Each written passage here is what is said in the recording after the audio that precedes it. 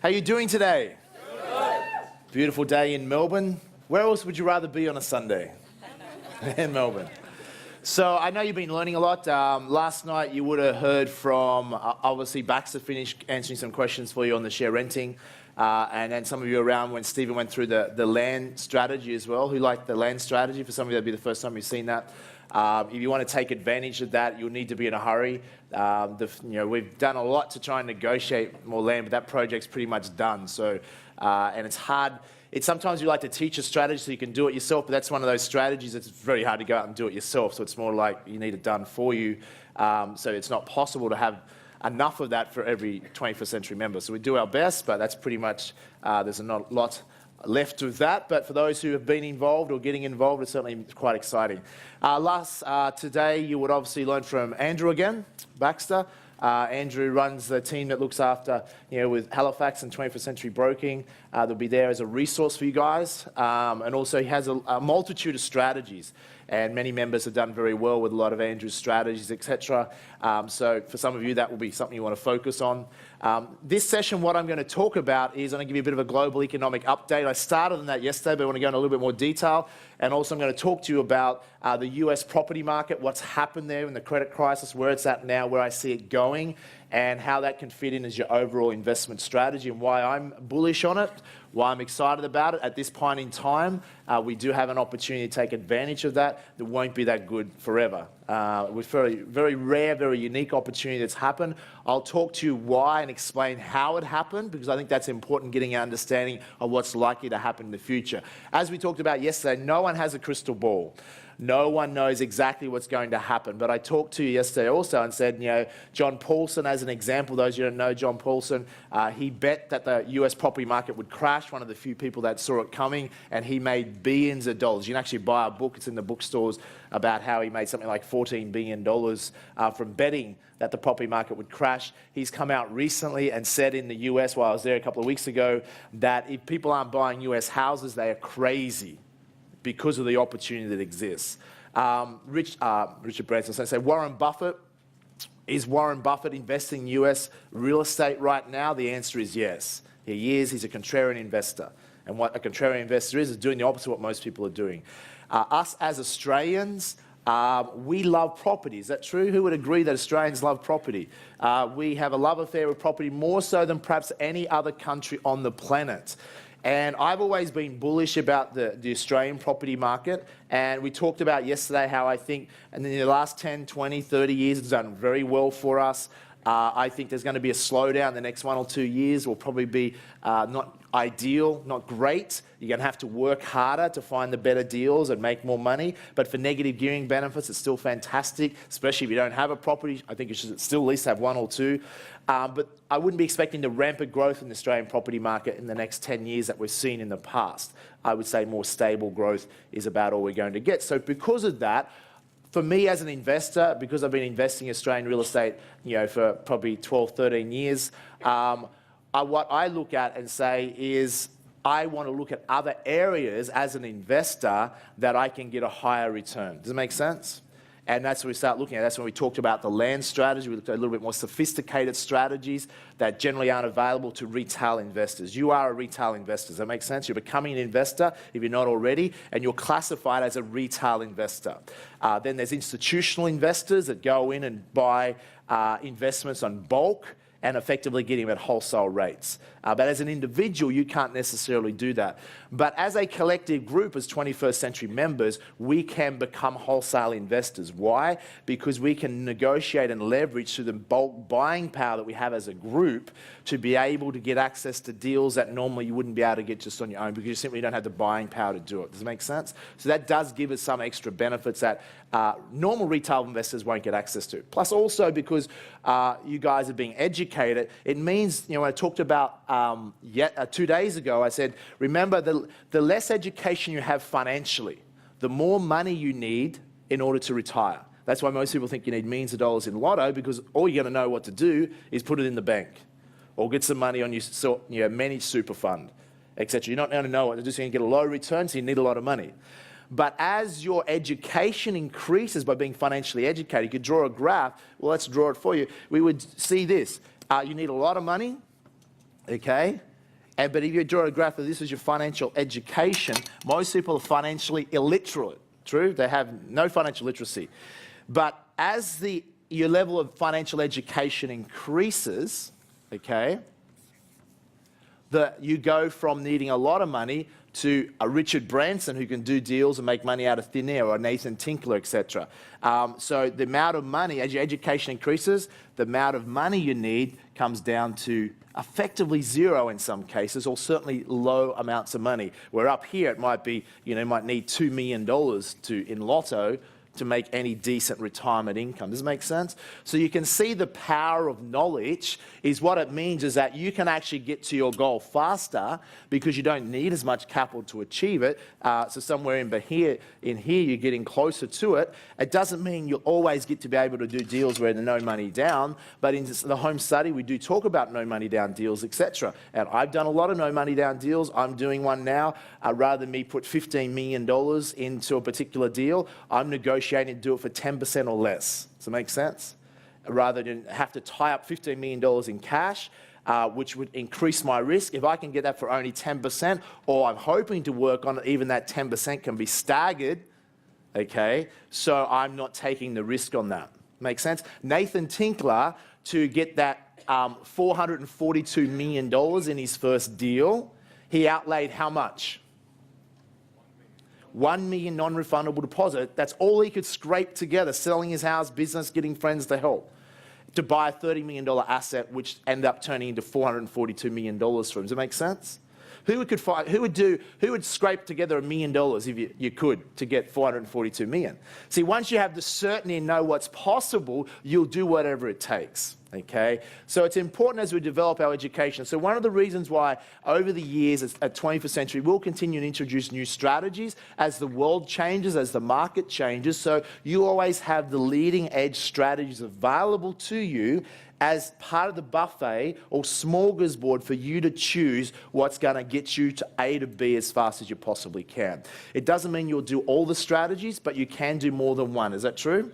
You don't have to just do one, you can do multiple ones. So in the property market now, I'm happy to invest in the US market. Why? Because I've done it, educated myself. I've been to the US a lot as well. I've looked at houses. I've done the due diligence. And as a result of that, my initial skepticism or fear or misperceptions have been overcome. And as a result of that, I'm now naturally driven to be excited about that marketplace and see opportunities. Does it make sense? Just like years ago, I didn't know anything about the property market until my mentor told me about it in Australia. And I had misperceptions. Once he reframed me and helped me understand even negative gearing, even if you have to put in $300 a month, the growth on that property, it's like having a magical bank account. All of a sudden, I was motivated. Making sense?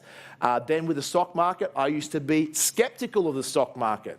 And one of my mentors talked about the concept of covered calls, which I termed later share renting. And I looked at it treated it compared it to a traditional business. That's we looked at the example yesterday. Compared to most traditional businesses, who would like a share renting business any day? It's so much simpler, less risk, easier to manage, and it's more realistic. It's there come tomorrow. You can enter into that business. Okay? So then I become excited. US property the same. So what's going to happen for some of you, this may end up becoming another vehicle for you. Now, if we get right to the bottom line as I go through this, the opportunity that exists in America right now is when you hear once-in-a-lifetime opportunity, you hear that, it's a cliche, but we're certainly talking a once-in-a-100-year opportunity, probably certainly once in our lifetime. I would not expect to say, you know what, I might just wait for the next opportunity for the US market for this to happen. You will be dead before that happens. Does it make sense? This is your shot, if it's for you. Okay, so I'm excited because when you see sort of the prices of properties are, the rentals that are possible, what would take millions of dollars in Australian real estate to achieve a retirement position? We're talking Australians in the US market right now could achieve a retirement position for a fraction of what they can do in Australia. And when we start to extrapolate some of the figures, there would be people in this room right now that have access to enough equity and capital that could retire simply right now from the US market. Who would like to be in that situation, by the way? Okay, that is pretty exciting. Some of you will find you're not that far away to getting that position. So what we're talking about is, I guess, who likes Monopoly? Who's played Monopoly? Okay, when you're over there or get to see it, or what some of the things we're doing, it's seriously like playing real life Monopoly. That's what it's like. It's pretty cool, where you can pick up houses for ridiculous prices. Tonight, you're going to be playing a game. It's not Monopoly. It's a different game, the investing game. But you certainly stick around for that tonight. Your chance to win up to $5,000 in cash. But that's going to teach you a lot more about what we're looking at. So let's look at the US market. And let me share with you, first of all, what's caused it to happen. A lot of people talk about the credit crisis and what went on with the credit crisis. Well, let's look at what actually caused all that to happen, okay? The US credit crisis, actually, no one really, well, some people saw it coming, but a lot of people didn't see it coming. The reality was this. Ironically, there's a few different causes for it. Ironically, part of it was caused by people had the intention of charitable intention. When Bill Clinton was still in power in the US, he passed a law. He was pressured to pass the law. It wasn't his idea.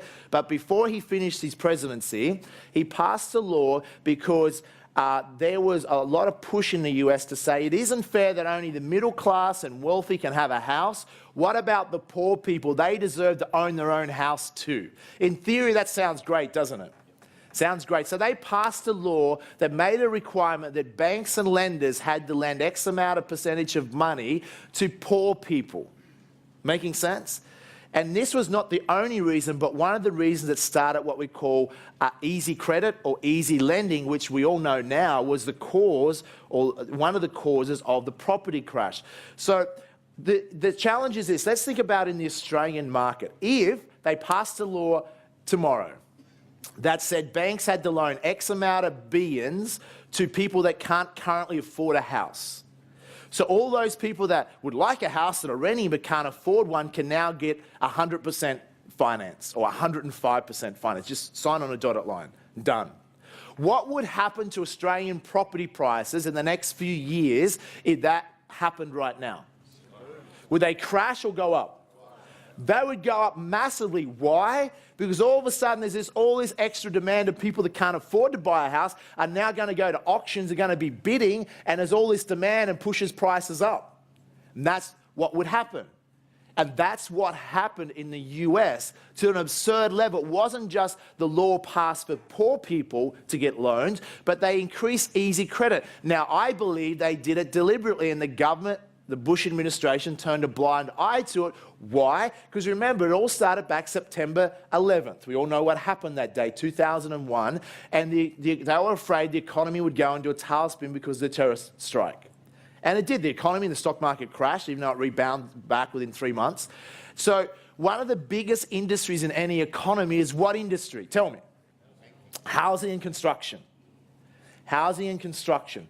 So even in Australia, we're so dependent on construction. One of the reasons why, even though we've got a great economy, but it's still sluggish in a lot of areas, is because the construction industry is restricted. You know, look at Gold Coast as a city which is heavily used to construction. It's struggling as an economy because it was a property-type city. Most of the companies there are property-type cities, and no one's buying property in the Gold Coast. There's no more towers going up once they finish the ones there now. Okay, you won't see any more cranes in the Gold Coast for a long time. And that's a reflection of the state of the market there, okay? Because construction, it employs a lot of people. So as a result of that, what happened is easy credit is a great way to keep the construction industry, houses being built, and keep the economy ticking over nicely. And you can push the problem of a potential recession into the future. Just keep pushing it into the future, and hopefully it doesn't happen. Hopefully by then we'll figure it out, or something miraculous will happen, it won't occur. But it's not really dealing with the problem, is it? It's like putting steroids into a system that's already starting to creak because of high debt levels. And as a result of that, the other reason what the banks started to do easy credit was because of this. What banks would do, who's heard of a bank called Lehman Brothers? Heard of Lehman Brothers? Remember when Lehman Brothers went under? That's when the real crisis hit, in the credit crisis. You know, I think it was 2007, 2008, whenever that was. And when Lehman Brothers went under, people really freaked out. The stock market had already been crashing before that, but when that happened, people went total panic, okay? Total panic. So as a result of that, it became a major challenge because people don't understand that the world's financial system, particularly the US, was within hours of completely collapsing.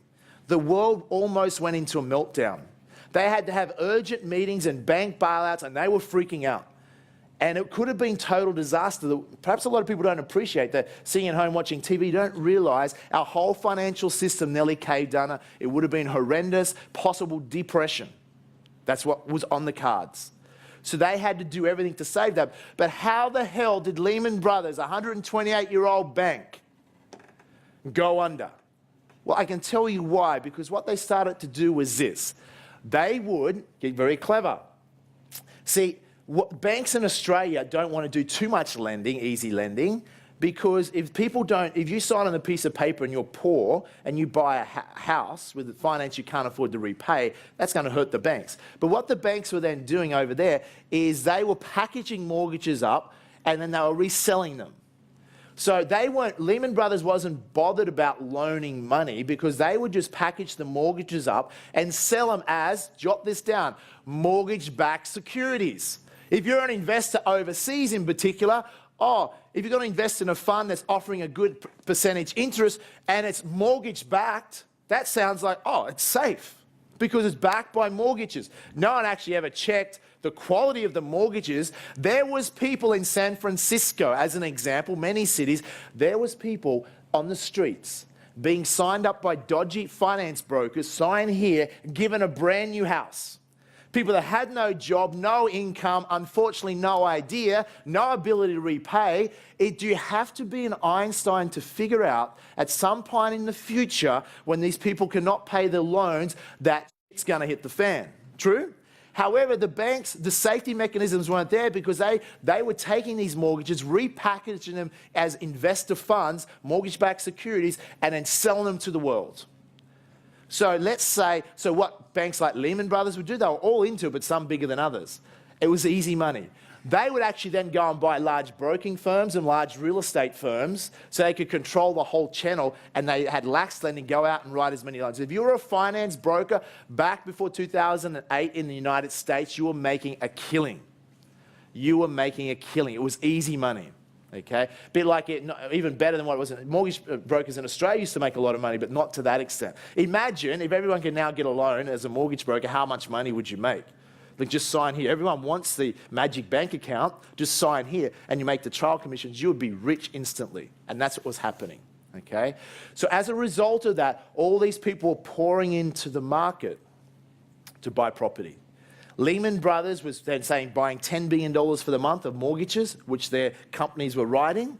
They would then sell them. What eventually ended up happening, though, is foreign investors that were buying these funds started to get a little bit nervous. The ratings were dropping, and they were starting to get worried, so they stopped buying them. So more companies like Lehman Brothers had all these massive pools of mortgages, billions and billions of dollars, and that they outlaid the money for to buy them, repackage them, and sell them. But they go to sell them, there's no market there. And then all of a sudden they're stuck, burning cash. And they've got a Trojan horse sitting there that's going to destroy the company. Okay? Then the other banks get aware of this, and the other banks go, Lehman Brothers could be in trouble. Let's pull their line of credits, because banks loan money to each other, you realise. They have lines of credits with each other. So then they go, let's pull the line of credit just in case we don't get our money. Now a small problem becomes a bigger problem. All of a sudden, Lehman Brothers is losing all its lines of credits, running out of cash, and if it can't offload these mortgage-backed investments, it's going to go under, and it can't offload them. And as a result, it went under, and the financial world seriously panicked, because before that, Bear Stearns almost went under. They were coming in. The Reserve Bank was saying to some of the banks, Watchover was one bank. The directors on the board of directors of Watchover said, we weren't even given the control. We control this company. They come in and took the company off us and said, you are now being sold whether you like it or not. They basically took over. Bear Stearns was sold, I think, for like $2 a share or something. Okay, there was an uproar about it, but there was a crisis. Yeah, and it was all like this stuff was going on because big banks see this as an opportunity. What happened in the Great Depression, I understand that, there was a liquidity crisis. And the big banks got massive power because they were able to buy up all the collapsing cheaper banks, and they could control the money and become very rich. Okay? What they tried to do this time was stop the liquidity crisis. pump a heap of money into the system, and that's why US dollar is crashing, because of the inflation it's causing. How does this affect you? Well, as we know, more and more money was easy credit, so prices, let's say you had a property in America. Let's say, I'm going to show you some examples of properties today, and you're gonna like be amazed at the prices these things are. I'm going to show you what they were and what they now are. But let's say a property was $150,000 for a home. All the easy credits coming into the property market in the US, so they take off upwards, and they get up to, say, $300,000. Why? Because everyone's bidding for them. And that's what started to happen. So imagine your home in Australia is worth $500,000 and it got bid up to $1 million. You'd be like, on paper, you just made $500,000. And then what you've done is borrowed against that and went and bought, if I made $500,000 on one, I'm going to buy 2 or 3. All of a sudden, you've quit your job because you're making more money on paper, and you don't need a job because you just live off the line of credits because you're making all this money on paper. Does it make sense? And so even the taxi drivers were now property investors. Everyone was in property. 5, 6 years ago, when I was in the United States with a peer group of people over there that were doing well, a lot of them were full-time property investors. Now, interesting, here's what happened. One of my friends in the NLA, he's worth about $400 million. He bought 1,000 apartments in the 1990s. He made a lot of money by residential property. I remember having a conversation with him and a few others, and he was telling the people in the peer group, he said, you guys are nuts. You're leveraged to your eyeballs. You think you have all this money. It's all paper money. You have these properties, but they're up here, and you're living off your line of credit and developing more property. He said, you guys are crazy. If you don't sell, you're going to end up financially destroyed. He had the preemption to see what was coming. Because if you're in the market, you would have understood what was coming. If there's easy credit like this, you can predict there's something going to go. But people are like, yeah, but properties always goes up. It always has for 200 years in America. It's always risen. Let me ask you a question. Have you heard that before somewhere? So don't always be so complacent. Just because Australian property's been good to us, don't get too complacent, okay? We don't want to get too cocky in this country. I'm not suggesting the property crash would happen here, but I'm not suggesting it's not impossible to happen, okay? So as a result of that, prices going through the roof, he said to people, get out. So what he did, I remember telling people, get out, and he started selling his apartments, and he sold most of them before the credit crash. Did very well. Had 1,000 apartments. Sold them. And guess what he's doing right now? Has been for the last 12 months. Buying them. He's bought about 100 in the last few months. He's buying them. Interesting, isn't it? Smart, though. Is that a good way to make money? He got in the 90s, made his money, got out, and waited, boom, back in and buying.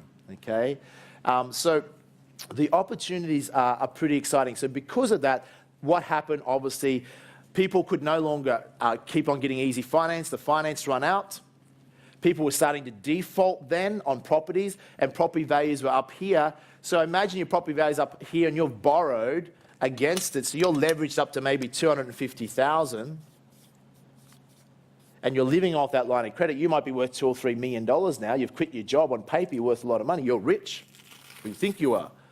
And then what starts to happen, no one more can buy property, so the demand for, there's a surplus of stock too. The construction industry was building houses as quickly as possibly could. They were building more houses than they needed, okay? Because more and more people were buying them. And as a result, once the credit tap was turned off and default started to happen, guess what happened to property prices? Now, did they fall faster than they rose, yes or no? Just like the stock market, when they fall, okay? They fell rapidly all the way down to, depends on the city, but you're going to see properties. I'll give you examples today, pictures of properties in cities in America for $50,000 to $100,000 that used to pay $250,000 to $300,000 for. Is that amazing? It's just phenomenal. And that's what happened. Now, if you had a debt of $250,000 and your property's now worth, say, $75,000, what are you going to do? Give back the keys. You give back the keys, and if you're pissed off with the banks, you're probably going to gut the property, pull the electricals out, and you're going to go. Would you, even if you're an ethical person, go, let me see. I owe $250,000 on a property. It's now worth $75,000. Am I going to pay off the $250,000 loan? Yes or no? There will be no point. Now, here's the difference. In Australia, we have recourse loans. Jot that down. Over in America, they have non-recourse loans. Makes sense? It's much easier to walk away from the loan. Okay? So as a result of that, people just walked away en masse. The banks are now stuck with all these defaulting properties at rapid rates, and you saw some of the figures in the video. Okay, 7 million default homes in America. That's as big as, we only have something like 8 million homes in Australia. So you see the mass scale of that. So default, and it comes tumbling down. The markets come tumbling down. Now, not all markets in America, but some in particular. Some markets fell as much as 60 to 70%. Okay, other markets only 20%. I think on average, the statistic in America was 30% across the board. But to get 30% across the board, you know, there's a lot of properties that had to fall a lot well below that for the ones that didn't fall as much, okay? So as a result of that, we now have properties in the US that the US has property market where the replacement value of a home might be $250,000 and the properties are $50,000 to $100,000. You know how we talked about yesterday intrinsic value? Or if you want to buy a company in the stock market, and if its net assets are greater than its market capitalization, or if a business assets are greater than what you can buy it for, you can buy it undervalued. If a house to replace is $250,000 and you can pick it up for $65,000, who would be fully comfortable with that? Okay? Now, here's what stops some people investing in the US. One, well, you need to know this. You need to know where to invest. All cities are the same, yes or no? No. So we're going to look, what I'm going to walk you through, and I'm going to accelerate the learning process for you. Normally this would take a long time I'm going to make it fairly simple for you as much as I possibly can in the short time we have today, because you've got many other strategies to learn today. So we're going to look at what I identified, what I call 4 particular categories of property markets in the US, okay? And ones I alluded to some yesterday, the ones we want to avoid. I'm going to run through that why. It's just going to simplify. It's like a criteria for you. You can simplify your criteria. Now, you can have your own criteria. Is that true? You can invent your own criteria. You can jump on a plane and go to the US and do your own research, okay? But here's the interesting thing. In the mainstream media in Australia, there's been a lot of talk for the last 12 months about US property, and the talk is getting even more. Now, here's the interesting thing. There's some positive talk and there's some negative talk. There's people talking about going over there making lots of money, and then there's a negative talk about the disaster stories. Making sense? So what you don't want to be is a disaster story, okay? There is pitfalls you have to avoid, and you have to be smart. Number 1 rule, the first step in creating change is what? First step in creating change is awareness. So when we're going to use an investment strategy, the first step is to get what? Aware by getting educated. Making sense? By investing in your education, getting the homework done, getting yourself prepared, you can avoid the majority of the mistakes that novices will make. Okay? Would you like to know what the typical mistakes are that people make? Yes or no? Okay, so you can avoid them. So here's when the media says, and commentators say, some of them will say, it's dangerous for the average Aussie to go to the US or go to a website and buy a US property off the internet or go to the site overseas. Now, when I see some of those articles, I go, you know what, they're probably right. For the average Australian, I would probably say be cautious. Why? Because if they're uneducated, they don't know what they're doing, and if they jump... Now, some of the commentators wrote an article recently in the Sun Herald, I won't mention his name, but he was totally slandering US property 6 months ago. He did an article a few weeks ago and come out, tread your own path, come out and basically said that now you should invest in the US property market. But he's telling people now, jump on a plane, go over there and do it yourself. Don't go to a seminar and learn how to do it. I'm going, I can tell you what will happen to the average Australian. They jump on a plane and go to America. And then they rock up to a real estate agent in America. The first thing a real estate agent in America is going to notice is what? Australian accent. They love Aussies, but they also know, and if you mention, I'm an Australian, I've come over here to buy some US property. What are they going to do with their hands? They don't have any American buyers. No one else is buying. They like foreigners. Why? Because they know there is dodge. You got to understand, we have a certain moral and ethical code in business in Australia. Why? Because we are a small country. If you rip someone off in this country, it's small enough that people will find you. Is that fair enough? It's like if I grew up in a small country town, you're honest. You be your word because everyone knows you, and if you stuff up, They can always edit it, I swear, so it won't matter. If you stuff up, basically, they will go and speak to your parents or the grandparents because they track you down by who your grandparents are. Is that true? Okay? If I go home to the country town now, there's younger people that I don't know, I say, who's your parents or your grandparents? And that's how I track them back who they are. So if people do something wrong, your grandparents are going to find out. So it's what we call social accountability. So people are far more trustworthy and honest and less, because you're going to be found out. In Australia, yes, you can get ripped off, but it's fairly, people tend to do the right thing because you don't want to ruin your reputation. In Europe, is it the same, yes or no? No. Europe is some of the dodgiest business places you'll ever do business with. America's sort of in between. America has a pretty good business culture. They have rules, etc. But it's a bigger country, and they have, it's not as, what would you say without offending Americans? It's perhaps not, you're more likely to get ripped off. Does that make sense? Because people come in spinner. So what you've got to do, here's the dangers if someone just jumped on a plane and went and did it themselves. Unless they're educated, unless they're sophisticated. One, they're going to be dealing with real estate agents. Real estate agents, you'll sell them property, true, okay? What they'll often do, or if they buy through the internet, is they will go for the cheap properties. Search on the internet and find cheap properties. And what they're saying, oh, there's $10,000 properties, there's $15,000 properties. You can do that in America. However, you're going to need to spend $150,000 on a Humvee with a machine gun turret to go and collect your rent. Does that make sense?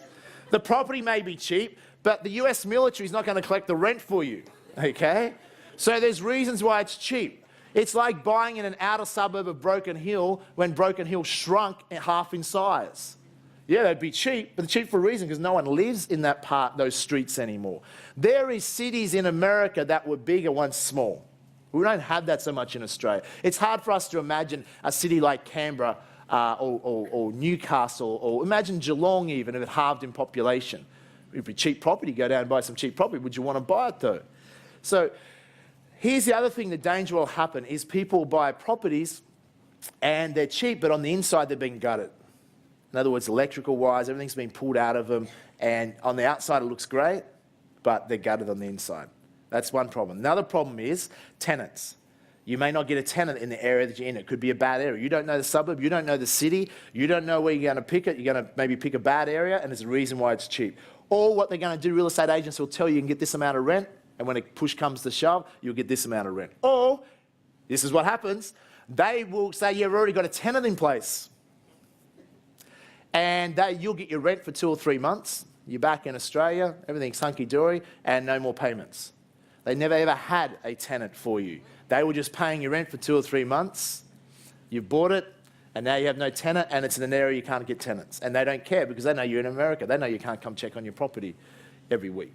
You're not going to, you spend another $2,500 to jump over there to collect the rent, are you? Or, worst case, as sad as it is, you can be like the Australian recently that went to Detroit to collect his rent and check on his property. He was shot dead.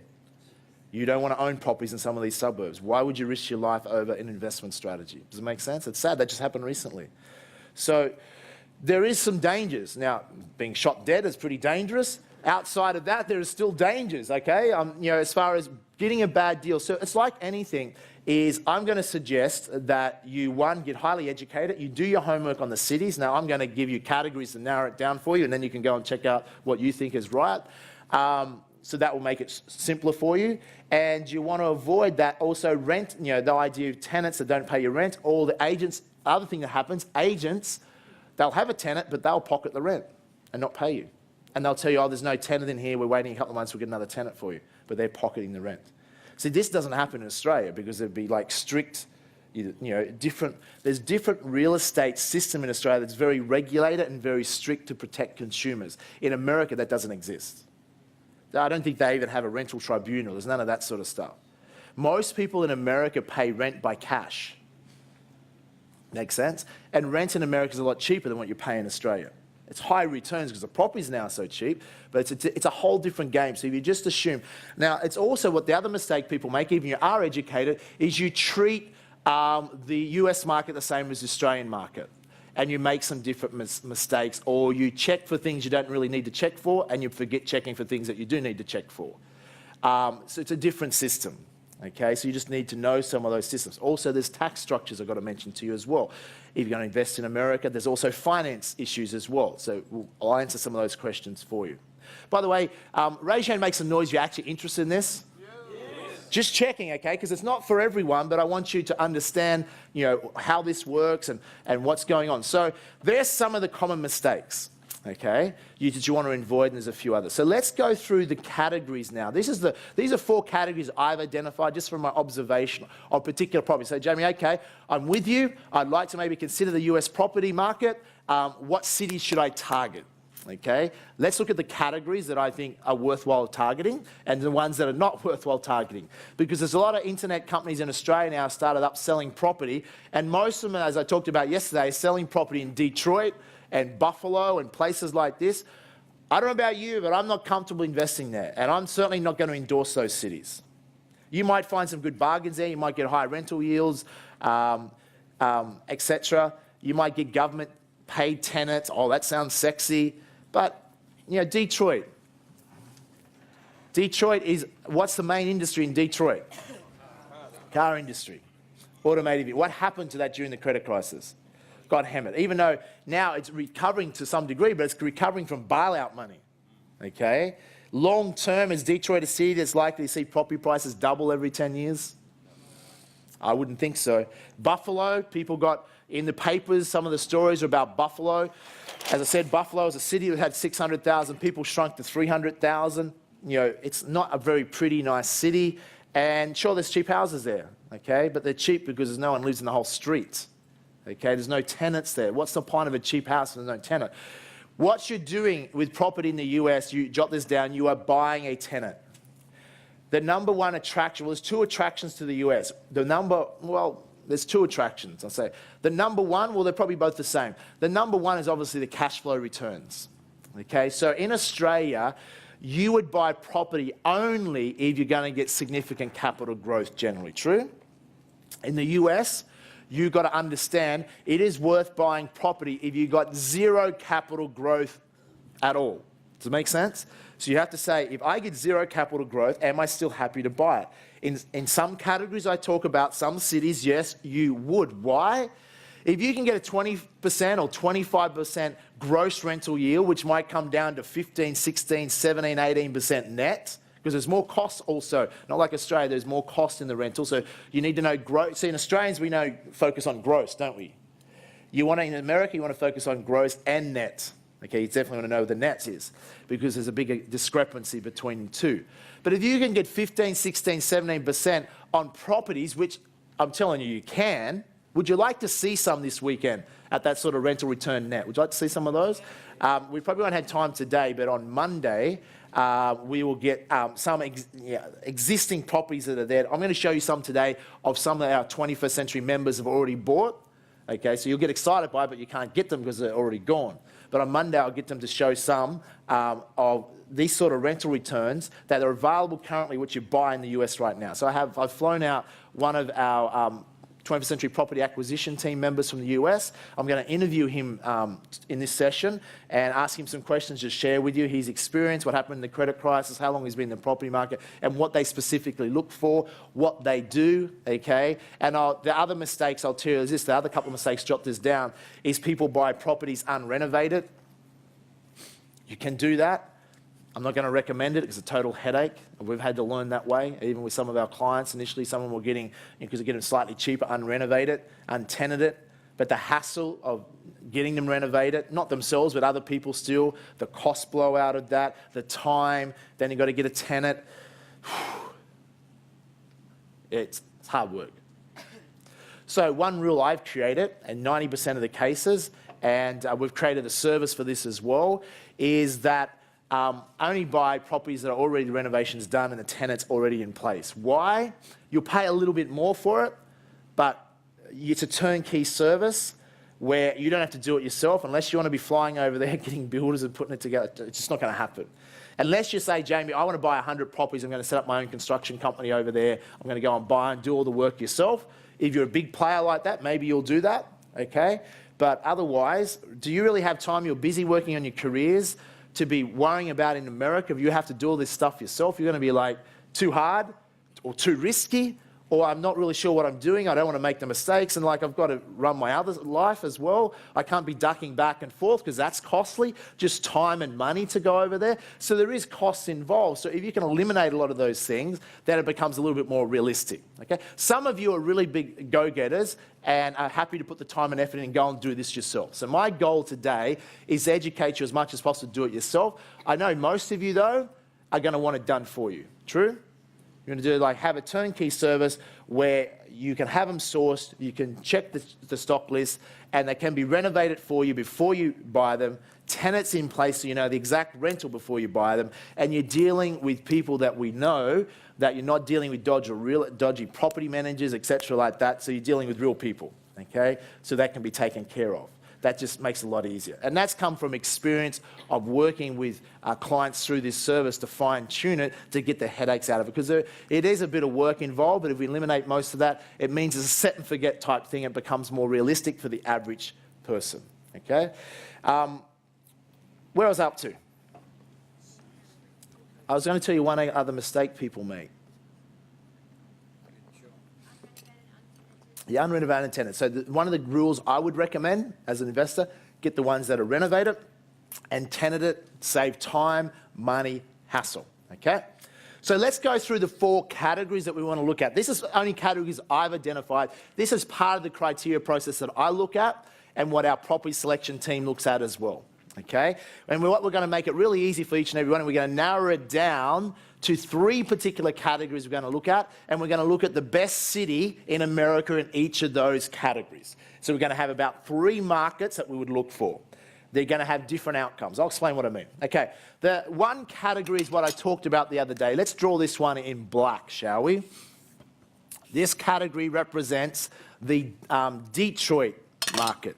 The Detroit, Buffalo type market city is, let's say red represents rents, okay?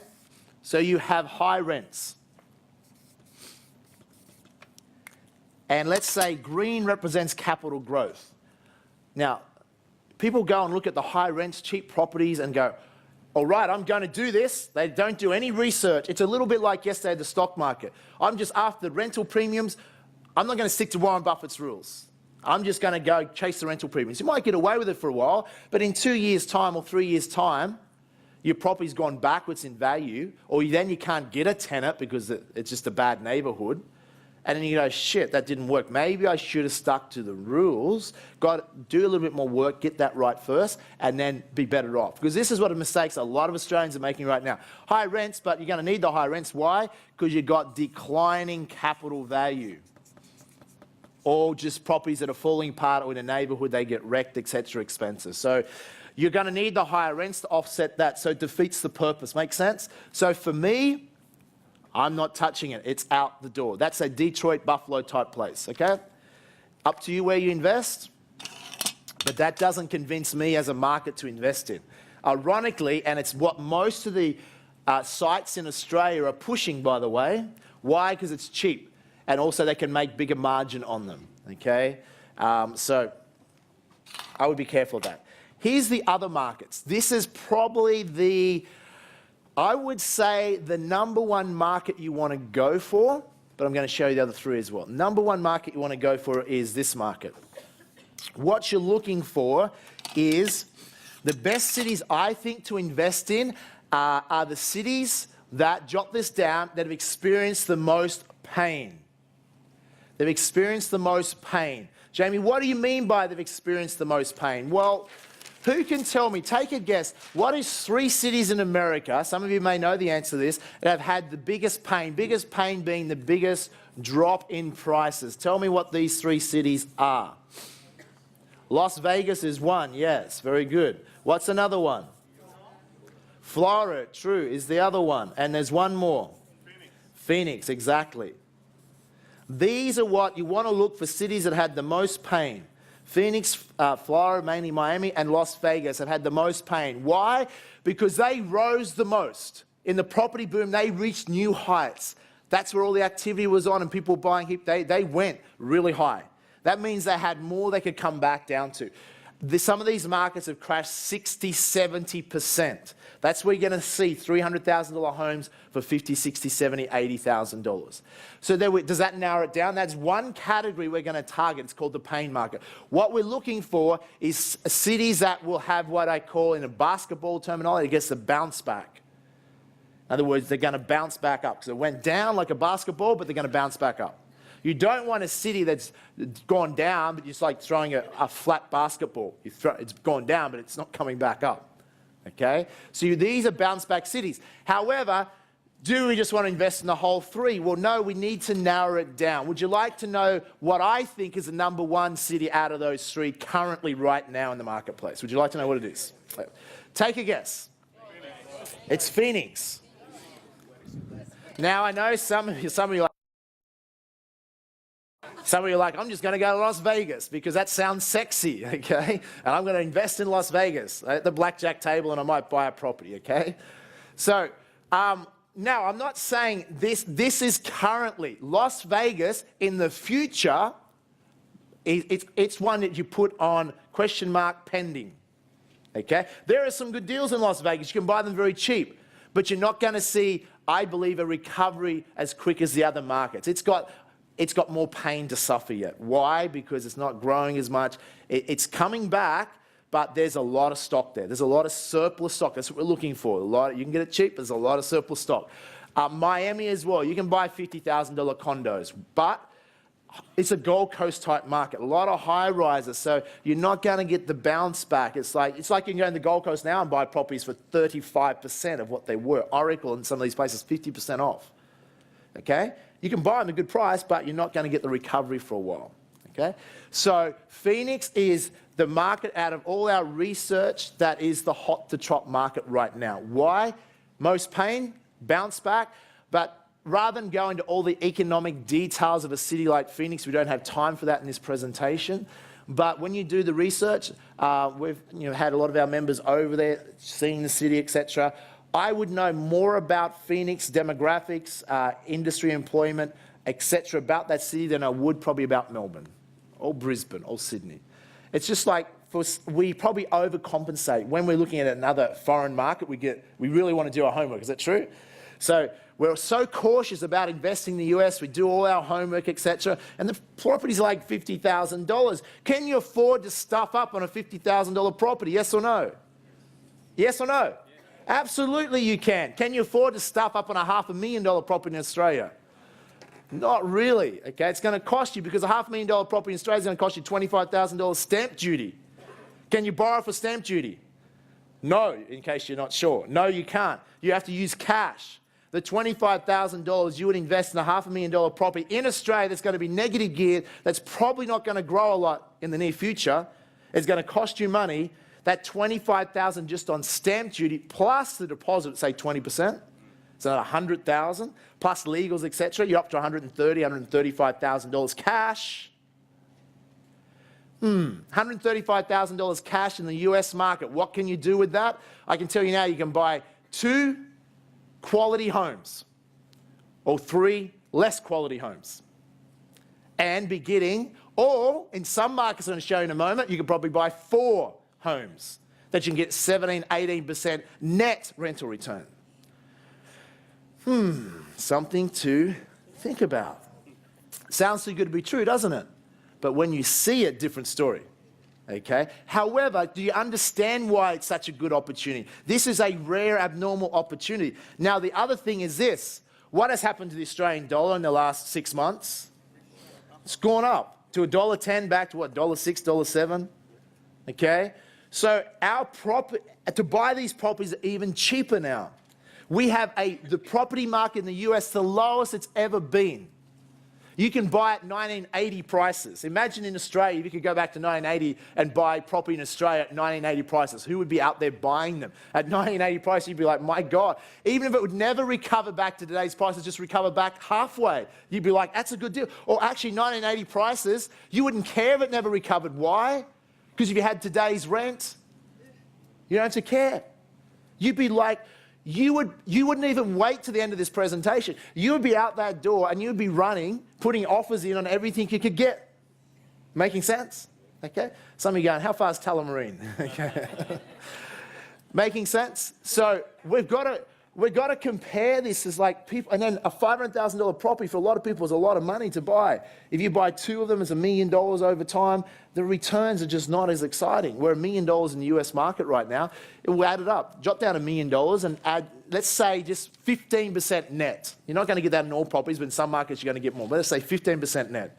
15% net on $1 million is how much cash per year? $150,000. You know when you do your wealth bucket, $150,000 is well beyond financial freedom. Let's say you need $50,000 a year to quit your job. I'm not saying you'd quit it at that, but at least you'd maybe work part-time. $50,000 a year. In US property at 15%, how much do you have to invest? $330,000? If you're going to get rich, you have to be good with numbers in your head, okay? Some of you going, I'm just going to wait. Someone else will yell out the answer. Okay, 15%. You want $50,000, okay? Is it $333,000?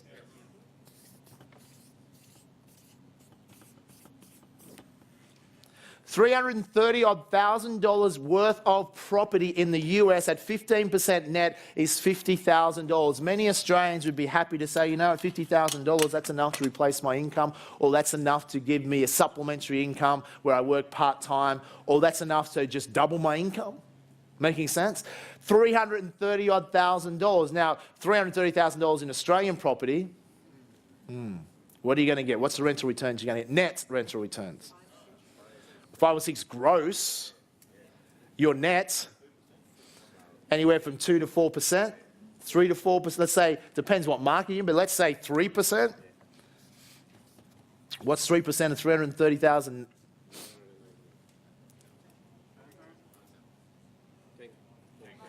$9,900, 10 grand, say. You'd need 5 times as much. Plus the stamp duty on 5 times as much. Plus borrowing capacity. Hard to do that, and so you have to be able to borrow the money. Many of you will buy US property with cash, equity, a line of credits out of Australia, or superannuation money, true? So in a lot of cases, you just pay cash for it. It's not costing you any interest. Now, I'm going to talk about finance in a moment, because somebody say, Jeremy, if you can get finance, I can buy twice as many properties and get there twice as quick. Okay, that's complex. We're working on that for you. It comes and goes, but it's possible. We've got some of our members have already got finance, okay, on properties, etc. It is possible. It's not available every month because it comes and goes. But even if you couldn't get finance, you can get finance in Australia, can't you? You get a line of credit on your property in Australia, pull it out, use that. You can use your superannuation, change your self-managed super fund. You've been taught how to do that this weekend. Some of you are setting that up. Some of you already have. You have cash, or you can save up the cash. And as a result of that, the potential is so much greater. Okay, so much greater. That's why it's exciting, because from A to B to get where you want to go, we're now talking, a lot of people go, my God, I can actually achieve that. If this is real, if this works for me, I can actually achieve that. And have we talked about the properties having to go up in value yet? Yes or no? No. This is saying if we get 0 capital growth, 0. Because I know why some people aren't excited about the US, because they go, Jamie, I've read about the US Federal Reserve and they're printing off all this money. The US dollar is going to collapse and the US economy is going to collapse. It's going to be a Great Depression. Therefore, everything's not going to do anything. So that's how people think. And then they're back to the one they won't invest. I'm going to tell you how you can still take advantage of opportunity if the US economy never recovers. If the US dollar does continue to crash. Yes, those are legitimate concerns. They can happen. But let's look at that, shall we? Here we're focusing on if we get 0 growth. What if you're in a bounce-back city? A bounce-back city, I believe in the next 2 or 3 years, will bounce back. Why? Let's look at the fundamentals. The reason the US property market crashes, construction industry, apart from easy credit, they're all getting easy credit, they're building more homes than they needed. The construction industry was decimated with the property crash. They are now producing they cut back to 25% of the homes they were producing in America. It's now up to about 33%. I think I mentioned the figures yesterday. About 332,000 homes this year the construction industry in America will produce. They used to produce over 1 million per year. So they're not producing. Is America's population declining, stable, or growing? It's growing fairly significantly. So what is happening is they have this surplus stock. That surplus stock currently is getting eaten up. It may be another 1 or 2 years before it's completely eaten up. What's going to happen when the surplus stock is eaten up?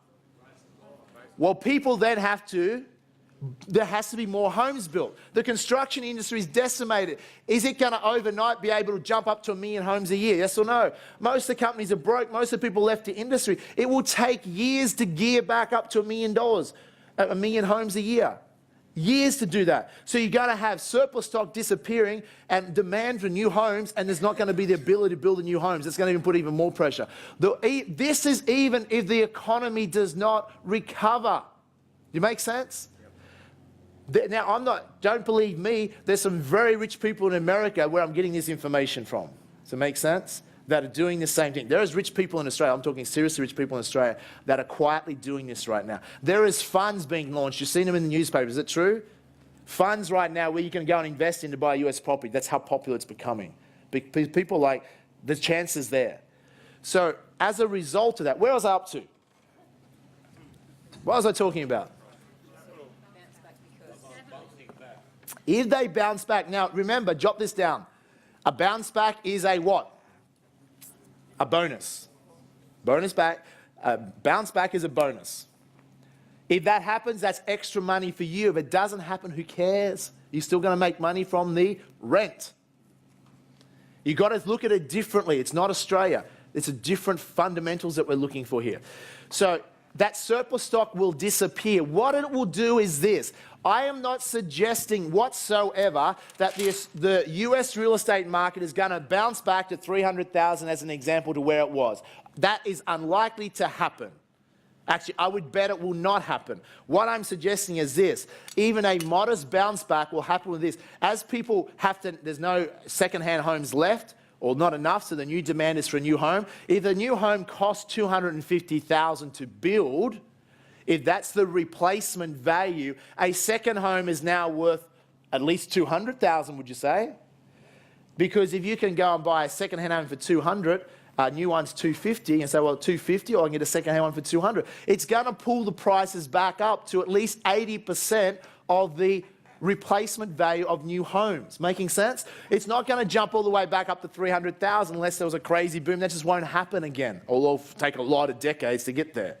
But it can pull back up towards here. If that happens, you will become seriously rich. Does it make sense? Seriously rich. Because not only you made the rentals, but all of a sudden now, your property is quite easily doubled in value. And still, in a lot of cases, well below what they were. And still below replacement value. I don't know about you. People, see, here's what happened. People that are millionaires just go and make it happen. People that penny pinch, some people get this mindset, okay, well, I want to get, I just want to make sure I'm getting the property at the right price. Christ, if it was $300,000 and it's $75,000, are you going to penny pinch whether you can get it for 73 or 74 and miss the opportunity? That's what people do. They're over a few $1,000s when the opportunity is there, how cheap they are now. Because you know what happens in the US market right now? When I bring Ben up here, who can share you a testimonial. When they're buying these houses, they go like hotcakes. And right now what's already starting, and we'll ask him and he can share it with you, is that people that are trying to buy the houses, the acquisition teams, etc., in the US and suppliers, there's a lot of them, they're now having to compete. The prices are already in some of these cities are starting to rise. Does it make sense? Because there's getting less and less stock and more demand for the stock. So there's already some slight rise in some of these cities. Some cities in America are falling, some are rising. Some didn't fall that much, okay? But there's not opportunity there where they didn't fall. Is it making sense? How long do we have, Jamie? How long do we have to really make this happen? It's hard to say. I wouldn't wait 6 months. I certainly wouldn't wait 12 months. I know the next 6, 12 months I want to get as much of this done as possible because the opportunity will still be there but not as good. Instead of buying them at 50, 60, 70,000 and you'll be paying the 100,000, maybe the 110,000. Still cheap to what it was, but you're going to miss that extra balance. Does it make sense? We don't know exactly. I don't know, but I'm telling you, don't If you want to do this, don't wait a year and go, I'll think about it, I'll learn about it, and then in a year I might do it. There's other strategies you can put back to a year because they'll still be there. This one may not be there. Making sense? We're at a unique time. Other questions people will have. Does that make sense so far? So that's what we're looking at there. If we get the bounce back, that is in a bounce back city. There is other strategies to look at. Now in Phoenix, it fits into this category. Jot this down. So it fits into this category where you get potential high capital growth. The main reason a Phoenix type city is the capital growth potential. So the biggest earner from a Phoenix is going to be more the capital growth. Okay, that's what you're going for, a bounce back.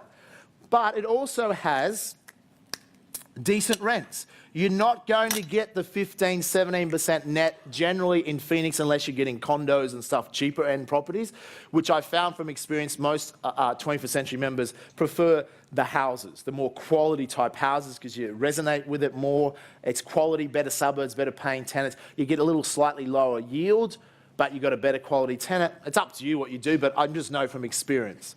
And I'll show you some of these in a moment. Making sense? So the rents are still good. Okay, put it maybe at this angle because it's not as high as some of the other markets. You're going to be getting 11, 12, 13% net if you go to the higher quality houses. Lower quality, you're going to get higher, but you're going to have, you have a few more hassles at the lower end because you have a different type of tenant. Making sense?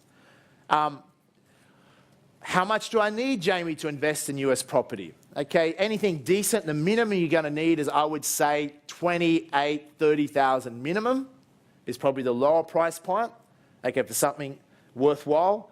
The average, I would say about 60,000 per property on average. Anywhere up to $80,000, $100,000. Some of you like to go into really higher quality homes where you can get $150,000 type homes at the top end of the market. But most of you are probably going to be after properties around the $50,000 to $80,000, $90,000 price range. When I show you some examples of what 21st century members are already be able to get access to and take advantage of, you'll see the quality sort of homes you can get in that area. Okay. Does that make sense? So this is a bounce back category. And which city is the number one in this area at the moment? Phoenix, okay?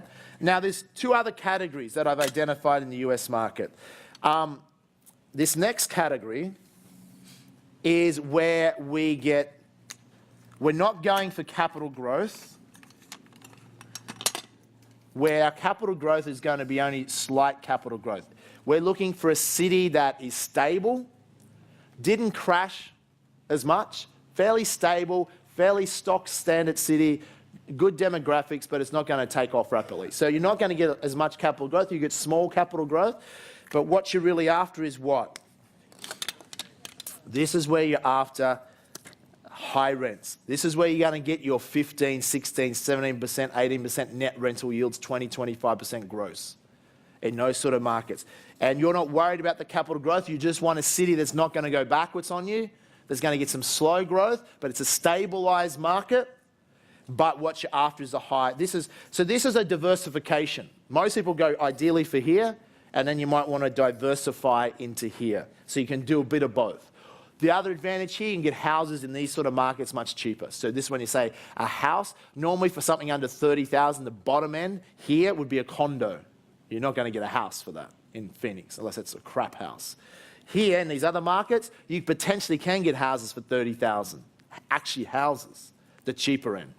And then you can get the higher rentals. So what cities in America fit into this category? Can anyone guess? It's going to be cities like St.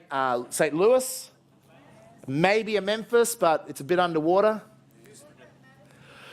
Houston, I'm not really sure. Dallas, maybe? Dallas, Houston, yeah, possibly. Yep. Yep, more stable cities that are growing but not rapidly growing, and opportunities. San Diego? No. And any of those San Diego, San Francisco, LA, New York, those bigger cities, you're not going to get the deals. They haven't dropped as much. You're going to be paying, if you want a city to live in, different criteria, but you're going to be paying, you're not going to be getting the $50,000, $60,000, $70,000. I went to Miami in January because I thought I might be able to pick up a mansion on the water in the canals in Miami for a ridiculously low price. But the really high quality homes, you still pay a lot of money for them. Okay, so that was a bit disappointing. But if you want to go higher end, in Phoenix, there is a mansion I had a look at, $960,000 US, which is what, less than 900,000 Australian. Absolute mansion. I don't know how big it is, but it's massive. We're talking massive home you pay $5 million or more for in Melbourne. If you want to buy top-end stuff, there is some of that stuff. Sarah Palin, that lady from Alaska, she just bought one in Phoenix for $1.7 million. An investor bought it a few months before for $800,000, sold it for Sarah Palin for $1.7. So if you want to operate at the higher level, you can do that. Now, I haven't actually bought that one, but I'm considering it. Phoenix, remarkable, even though it's in the desert, you could end up spending part of the year there. It's actually quite an amazing city. It's not until you get there and see it. It's a beautiful city. People say, why do people want to live in a desert? Ask Americans, they do. Okay, so, but how's that? An investor bought it for $800,000, sold it to Sarah, presidential nominee or about to be, for $1.7 million. It's a good deal, is that true? Those deals are over there as well. Okay, so if you do want higher end, I think they've given you an expression of interest form. The property acquisition team will take that away, but pretty much I'm going to give you the 3 cities that you want to target. But if you want that higher end, just say, look, I'm interested in $800,000 or $900,000 homes, and they might be able to see what you do for you, but most of you are not going to be looking for that. You're going to be looking for the $50,000, $70,000, $80,000 type stuff. True? Number 1 city in this category is Kansas at the moment. Jot that down. Kansas, stable city. We'll show you a short video in a moment so you can get to see a little bit about these cities. I thought Kansas was not even a city. I thought it was just on, Dorothy invented it or something. But I'll just show you a short video after we bring Ben up here. You'll be amazed at the city.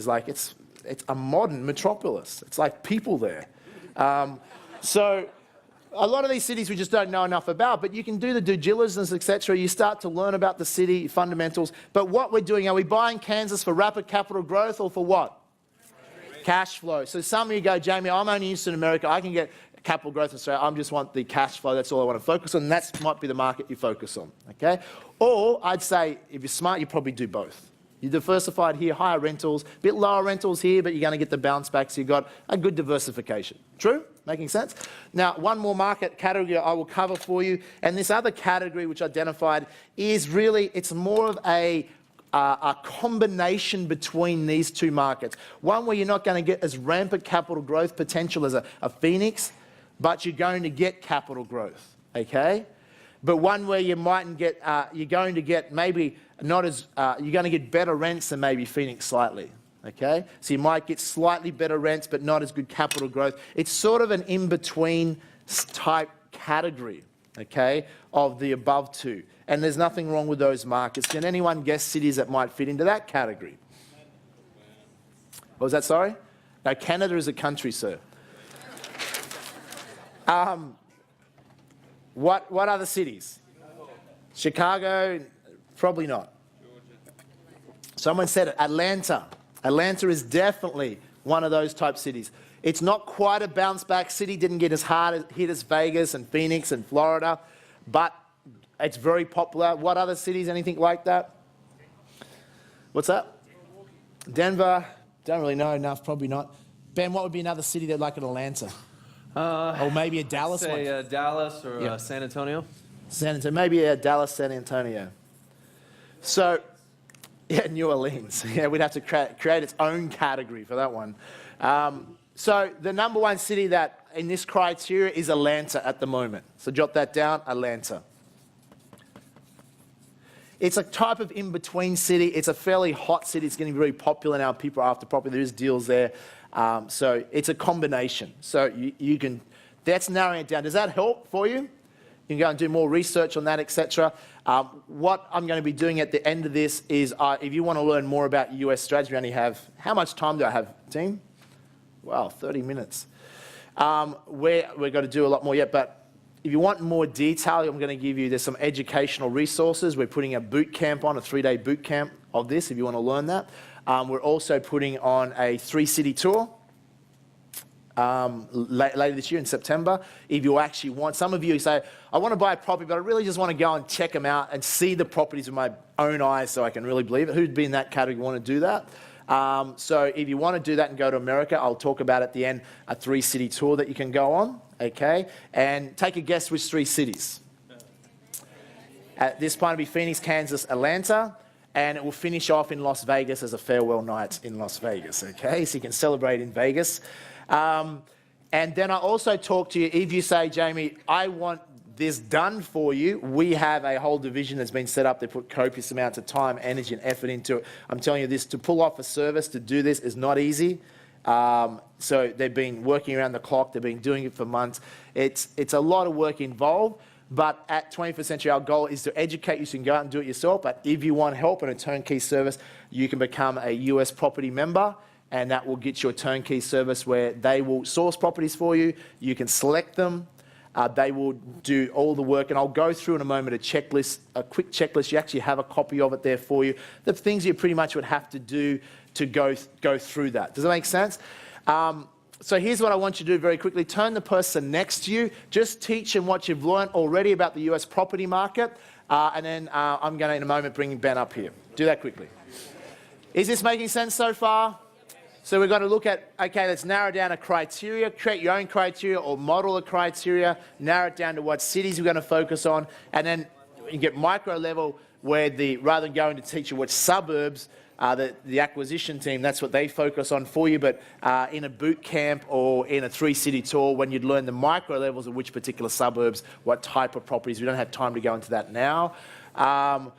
Does anyone have any questions at this point in time before I go through a little bit more about the cities? We'll take a couple of quick questions and then I'll bring Ben up in just a moment. Just a microphone over here. Yeah, thanks, Ralph. What team are you in, Peter? Team 6. Team 6.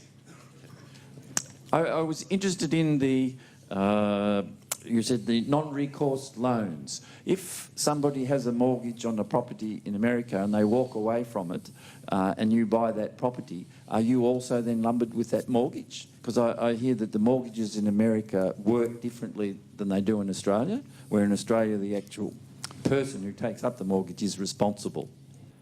Yeah, in this case, generally, Ben will answer that question when he comes up. But generally, in what we're doing when we're buying property, we're not buying the mortgage, we're just buying the property. Okay, so the mortgage isn't our problem, the past mortgage.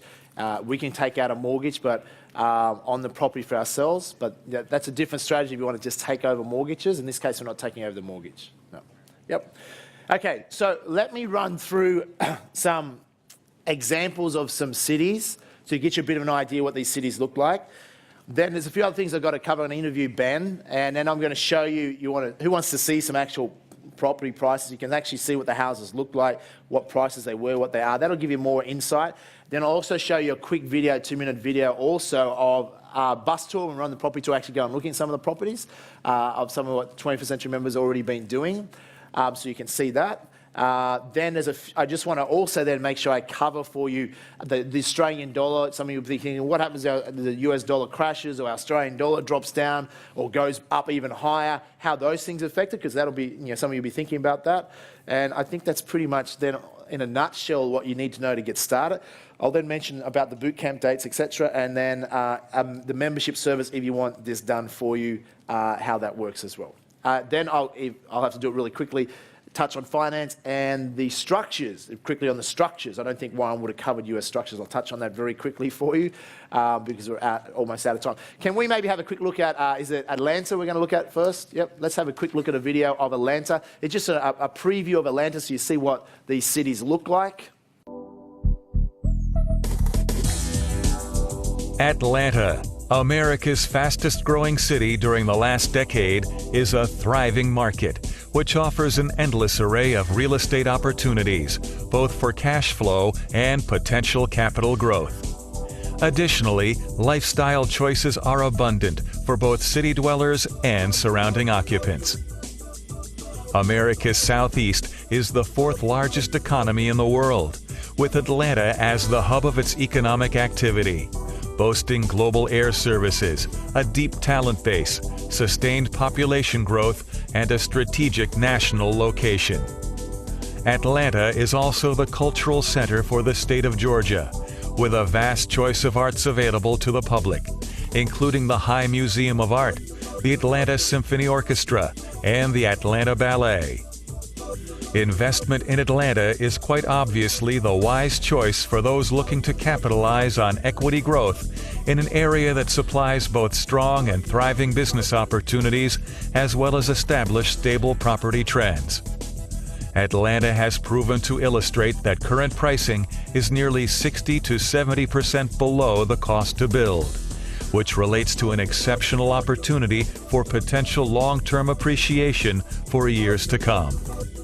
Atlanta is the clear choice when comparing value, location, and most importantly, economic recovery. Our homes are packaged specifically for passive investors seeking turnkey cash flow. All of our income properties are freshly renovated and potential cash-on-cash returns range from 10% to 17%. And each property is locally managed by competent property managers for ease and peace of mind ownership.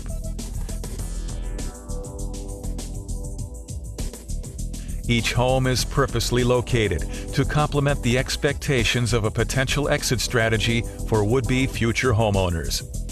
Convenience to mass transit, schools, shopping, entertainment, and employment position each home for mass appeal. Georgia itself is the sixth best state for total tax burden, and Atlanta provides its residents with a low cost of living, 6% lower than the national average. This combination of factors presents the ideal time to capitalize on Atlanta real estate. It's easy to see why an investment in the Atlanta property market is a sensible and secure choice. So who now knows everything about Atlanta? It gives you a bit of an overview of the city. That's just a little bit. We're now going to just a moment have a look at Kansas. But at least you can get more of a feel for a city, at least getting started with it, where these cities are, what they look like. Obviously, in the boot camp, we'll go through the demographics and on all those things in detail about a city. We just don't have time for that now, so it's just a bit of an overview for you. Do we have the Kansas one ready to go? Let's take a look at this one quickly. A city is much like a person. After all, it does have a personality. And some people, as with cities, you just can't help but like. Some are full of surprises, and most people, at some point in their lives, seek to reinvent themselves. They desire to be better. They want to be more. Kansas City is one such person.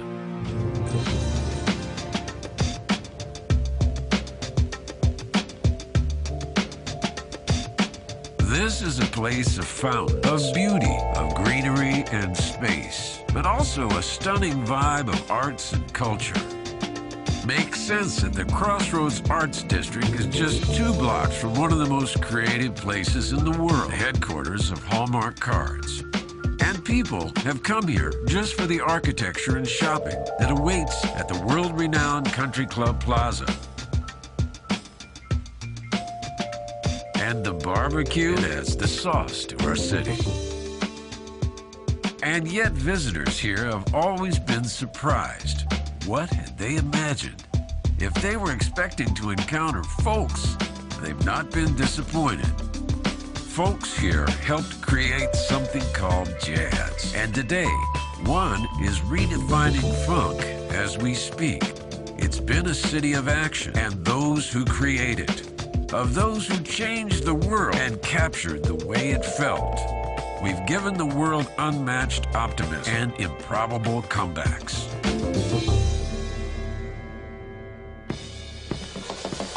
But what happened here recently could not be called improbable, nor a comeback. Someone once said, when you're through changing, you really are through. And Kansas City's $5 billion renaissance would suggest that we were not anywhere near through. 14 square blocks of downtown have been completely revitalized with a new entertainment and retail district that is just steps away from the convention center. In fact, our new attractions, museums, and performing arts center are enough to have turned many perceptions of our city completely upside down. Or right side up, depending on your perspective.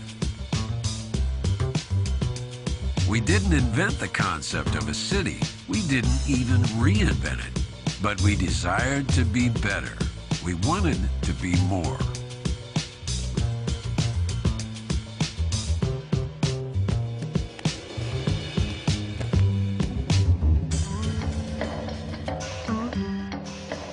A city known for being so friendly, so affordable, and so clean.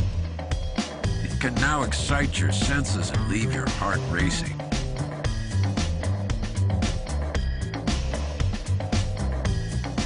And we have emerged, perhaps not quite so humble as before.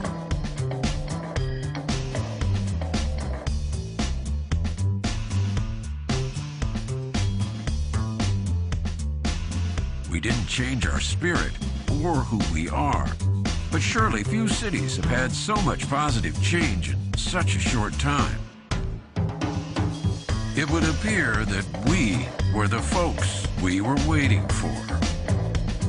Surprised? Don't be. Kansas City, change your perspective. So who has a different perspective on Kansas City? Somebody like, I didn't have any perspective, but at least you have. So it gives you an idea a bit about the cities before you go there. What we're going to do now is just show a video. First of all, I'll bring Ben up. Can we give Ben a very big hand? Thank you. Ben's someone flown out from the US. We've asked him to come out here and share with you, tell you a little bit about the US market. Ben is an investor. Ben, how long have you been in the real estate market in the US for? I bought my first investment property in 03. 03, As soon as I got out of uni, is what it's called here. Yeah. out of college over there. College, yep. And you live in Kansas, that's right? So Kansas City, Missouri. I live on the Missouri side, but yeah. Yep. Yep. And so, how was it going through the credit crisis in 2008? It was, yeah. Yeah. Well, you know, there was a lot of money made in real estate on the way up. You know, you talked about a few specific points and some of the things that fueled that. But the net result for investors like me that were on the street, there was a lot of money that was made simply because you could not supply property fast enough. You could not, there was no shortage of people that could come to the table with money to buy. There was no, the lending requirements were so loose that there was just buyers that really had no business buying that were buying multiple properties. So as a result, of course, there was a lot of money made. Now, certain people like myself, I certainly didn't buy excess properties. I didn't leverage myself to the hilt. When all that was going on, myself personally, I had a few rental properties that I'd buy per year. I didn't get excessive with it, and those are properties that I still own today. There's some other people, of course, one of my good business partners, and you know Tyler, you know, he actually was gaining massive wealth, massive millions, you know, pulling it up. When everything fell out, his business was set up in a way, and his properties were set up in a way that he lost a lot during that time. And so that was pretty tough. Now, in the city that I live in, Kansas City, Missouri, it's a very stable city. It's one of the most stable cities in the country, not only for real estate prices and things, but also just for local economic factors. Several of the major U.S. companies are based there. Some of them are household names in America, but Sprint, Hallmark, H&R Block. I don't know if these names ring a bell at all with you, but those are certainly household names in America. So are you saying with the Kansas market that you didn't see a dramatic fall, like, say, obviously the pain cities that we talked about? Right. No, we didn't see a big fall. Certainly we had our share of foreclosures. Certainly when times were going up, there were people in Kansas City that were buying property that had no business buying property. Those people have all lost their properties. Yep. Okay. But no, we didn't see the dramatic highs. We didn't see the dramatic lows. Now, when other parts of the country were going up at 25 and 30% a year, Kansas City was going up at maybe 7 to 8 to 10% a year. You know. And at the same token, when all the other markets were crashing at 30% a year, Kansas City was falling at about the same rate that it was going up. So Kansas City and St. Louis are two cities that we are heavily involved in investing in because of the demographics. They're very similar markets. We identify Kansas City and St. Louis, Missouri, we identify them as one market when we speak about markets because they're so similar, not only geographically, but also demographically and economically as well. So again, no, we didn't see the huge hard pitfalls. Kansas City and St. Louis today are still very good, solid cities. The unemployment is lower than the national average in those cities. Yep. Job availability is good. The pay is good. And just with what sort of rental, I'm going to show some examples, but so as far as rental returns in Kansas, price-wise for properties, rental returns? Yeah, you're looking at, in Kansas City, you're looking at anywhere from $30,000 to $35,000 single-family home, maybe a smaller, a two-bedroom, all the way up to maybe 55 to 60 on the higher end of our price points. Who likes the idea of that, by the way? And then, it sounds like talking about monopoly, doesn't it? Like, I mean, you can't even pay your stamp duty bill on Australian property. The $60,000, that type of house, you're looking at a, 4-bedroom, 2-bath, 1,700 square feet. I'm not sure what the conversion is with meters. What is it? Somebody told me back here, 10.3, whatever I've been it is. told before, but Yeah. the people, Generation Y and X would have no idea. The baby boomers should know the conversion. 3 to 1. 3 to 1? 3 roughly.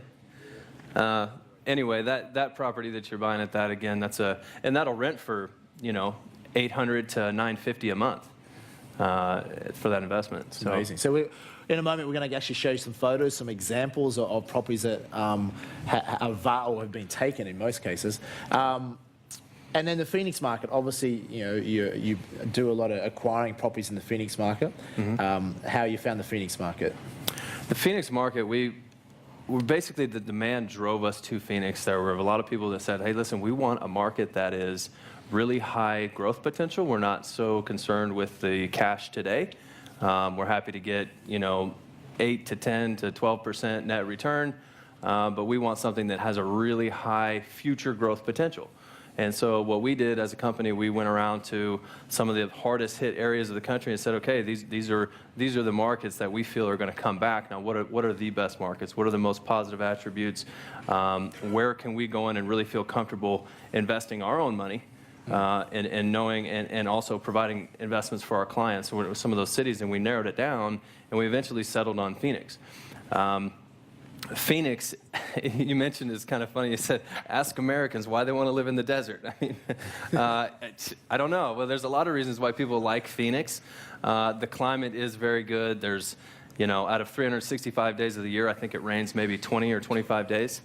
So the climate is good. There's a lot of people with health conditions that actually get doctors' waivers to be able to move to Phoenix, and the government gives them all kinds of tax credits and things to be able to do that if they have certain medical conditions to live in that climate, that dry climate. But what's funny about Phoenix, and there's a few other cities that fit this, but back when everything was going up, when the money was loose and the credit, people, when you have money, you sort of have more freedom. You have more opportunity. You have things, you can do things that you may not do if you didn't have the money. So there was a lot of money floating around. The Phoenix population just grew tremendously. People want to live in Phoenix. It's a very high demand city for Americans to live in. There's a few cities like that. Phoenix is one of them. So back when the money was a little bit looser, we saw the prices of the houses and the demand. We saw the population swelling. And so just from that it's a very good city for people to want to live in. It's a very high demand city in America. Right now, what we're seeing in Phoenix after the hardest hit, one of the hardest hit cities in the country, right now we're seeing high levels of investor activity going right back into that city. Yeah. So we know the demand is there. We know the demand is there for people to live there. We know the demand is there for people to invest there. Being an investor sort of on the street and doing cash deals, we're buying straight from banks. We're competing with other guys that are like us that have cash and the ability to write checks quickly. We're seeing massive amounts of investment activity in Phoenix. It's one of the areas of the country right now, not only international, but we're seeing a lot of domestic money being invested right back into Phoenix. A lot of the large money groups, a lot of hedge funds and things in America had their money on the sidelines or investing it in other places. Right now, we're seeing that money come off of the sidelines or from other places and go right back into residential real estate. Phoenix is one of the areas that we see that in.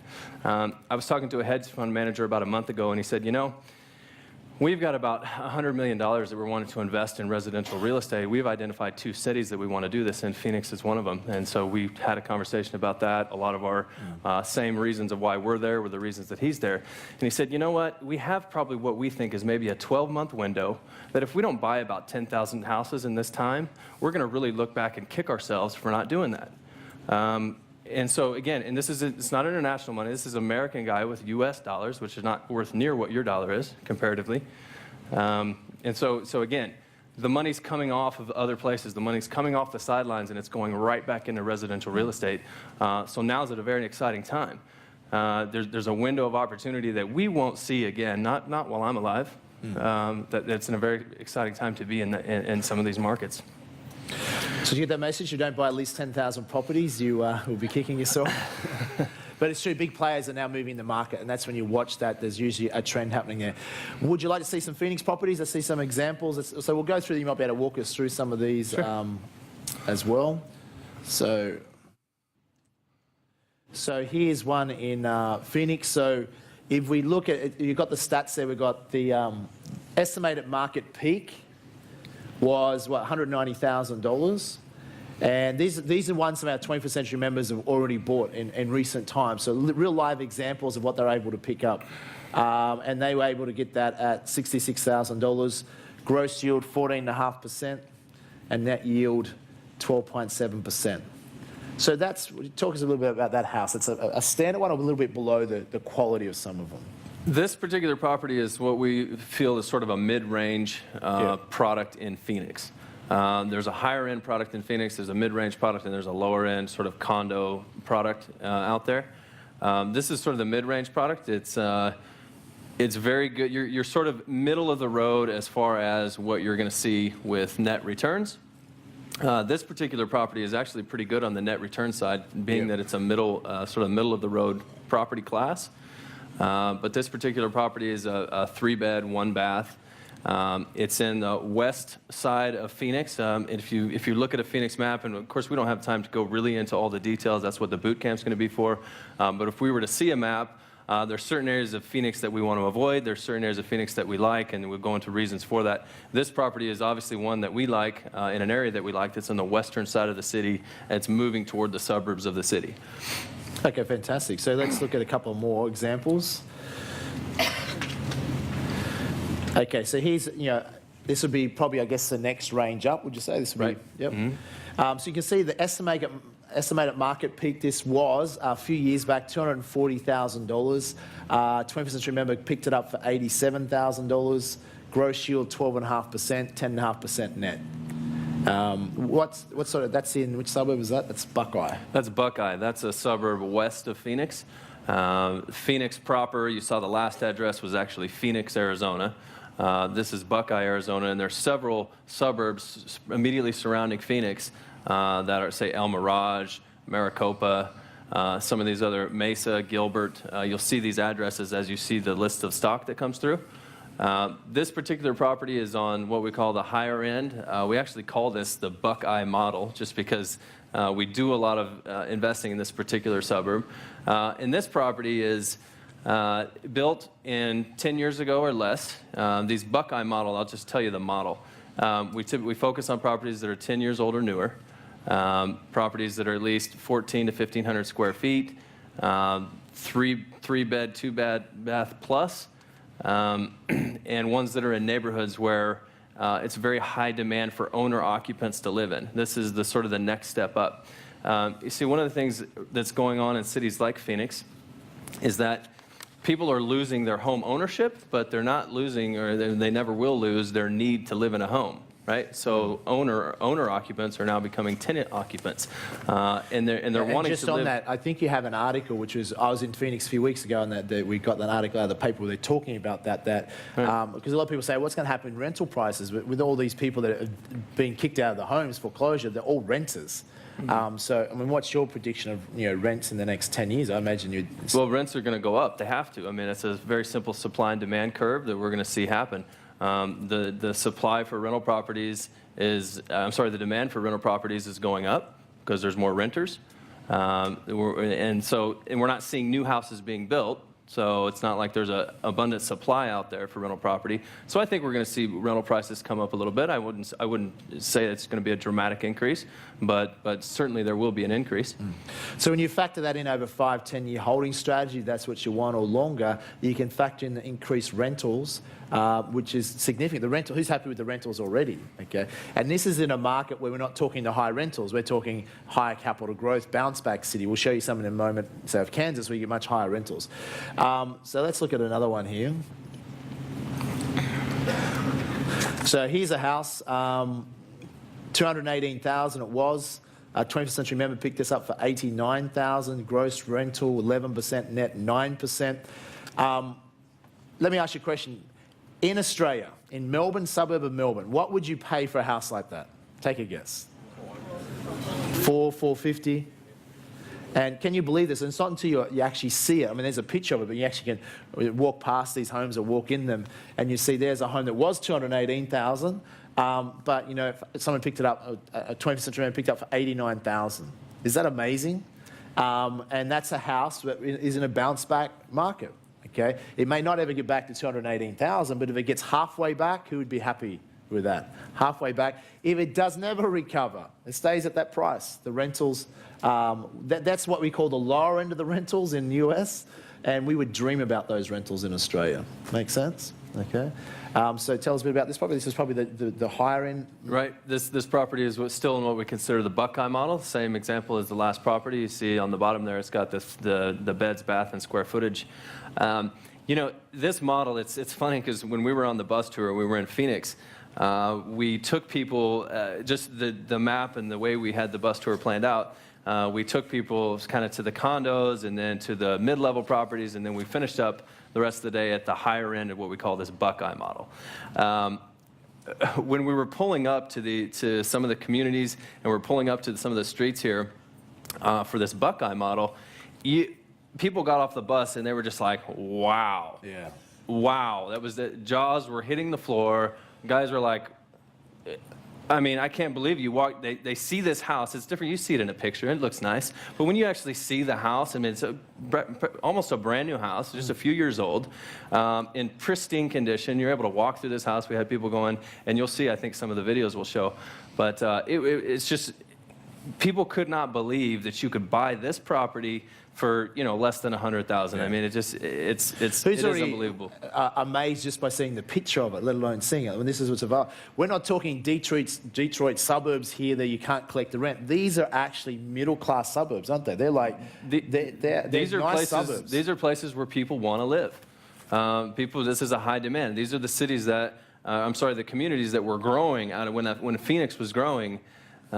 These little suburbs started being built. Just Ben, just put it up on the screen. You might be able to show them. Oh, if we see the map. Yeah. Yeah. Let's actually go. You've got this one's in El Mirage, and then Buckeye. There's sort of the Buckeyes further out west.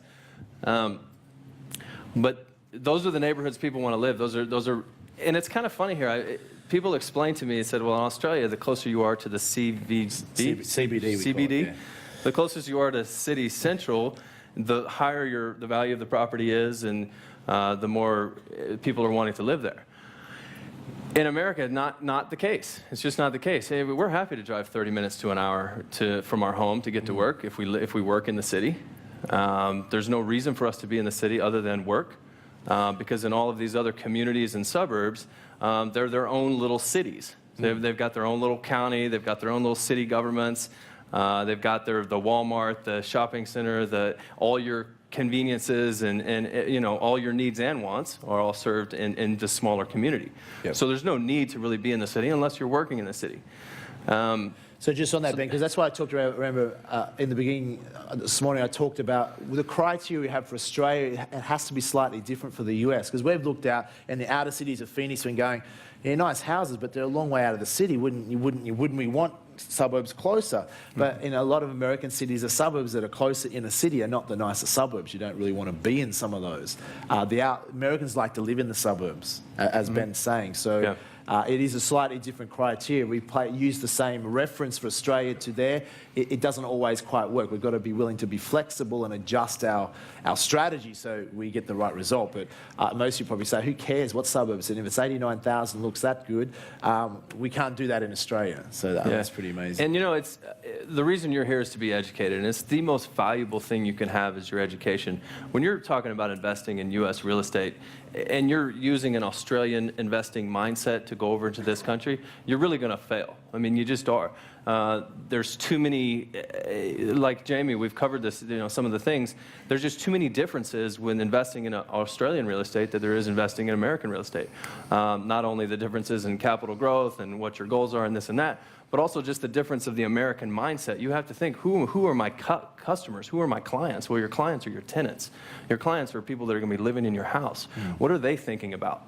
Okay, so that's why you're here today, and that's why in this boot camp that we're going to do, we're really going to educate you and teach you exactly so you can go out and do it on your own. Now, we'll give you a turnkey option to say, here, we've already done it, here it is. But at least you'll be educated. You'll know why. You'll be able to say, okay, I know this property. I'm thinking in terms of America and maybe where would I want to live and these types of things. You're now an educated investor. You can now go in and really feel confident and say, listen, I know what I'm doing in this market. I've got people that are on the ground. I've got people behind me that are educating and supporting and teaching me these things. So again, education is your number one thing. It's just a different mindset from American real estate investing is what you might be used to. Yeah, definitely. I think that's important. Okay, let's look at, we're going to show you a video very quickly of the actual bus tour, so you'd like to see some actual insides of the properties and how they look. I'll just show, do we have that ready, team? And we'll come back to the PowerPoint. Let's just play the video quickly, yeah. Thanks.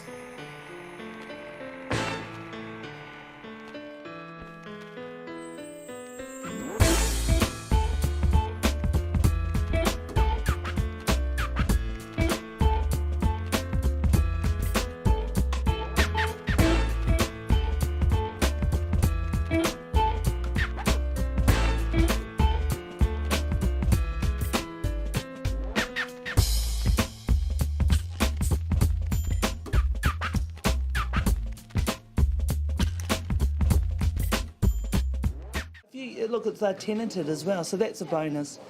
So, you know, the people will just move in. Look, it's not for us to live in, and that's one thing that I've actually learned since being on this trip, you know. Pretty full. We've spoken to some local people. They love this area. The management of this place has changed, so things have really improved. So.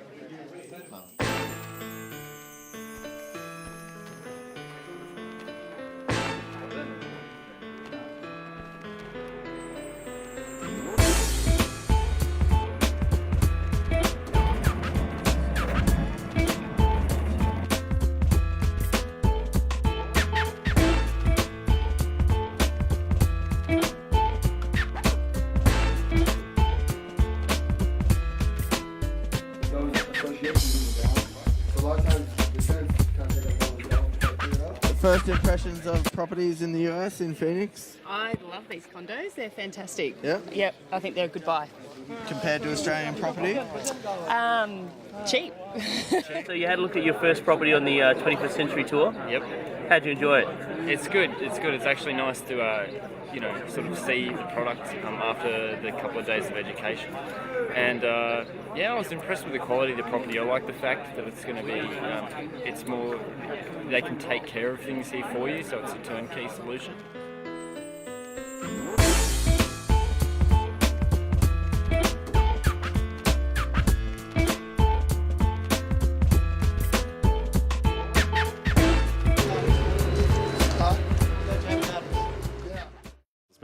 That was a condo development. I think 120 Century members here bought 3 of those at $42,000 each, 2 bedrooms. Is that true?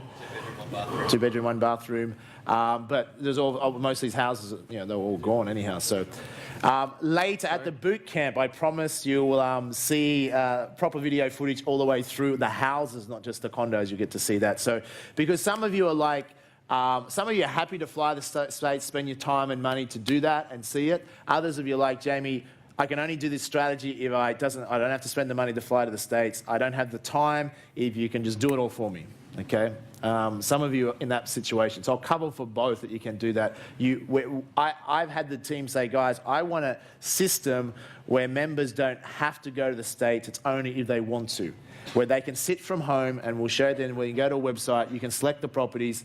It's a matter of in order of ranking, because when the properties come out, you might say, yeah, I want that one. Let's say you wanted this one, and there's 10 other 21st Century members. When the list gets emailed out to you, if you're on the list and they want it, it goes on ranking who gets it. You say, yep, I want it. And then whenever you're joined as a US property member, whoever's highest ranked on that queue, they get the property. Does that make sense? Okay.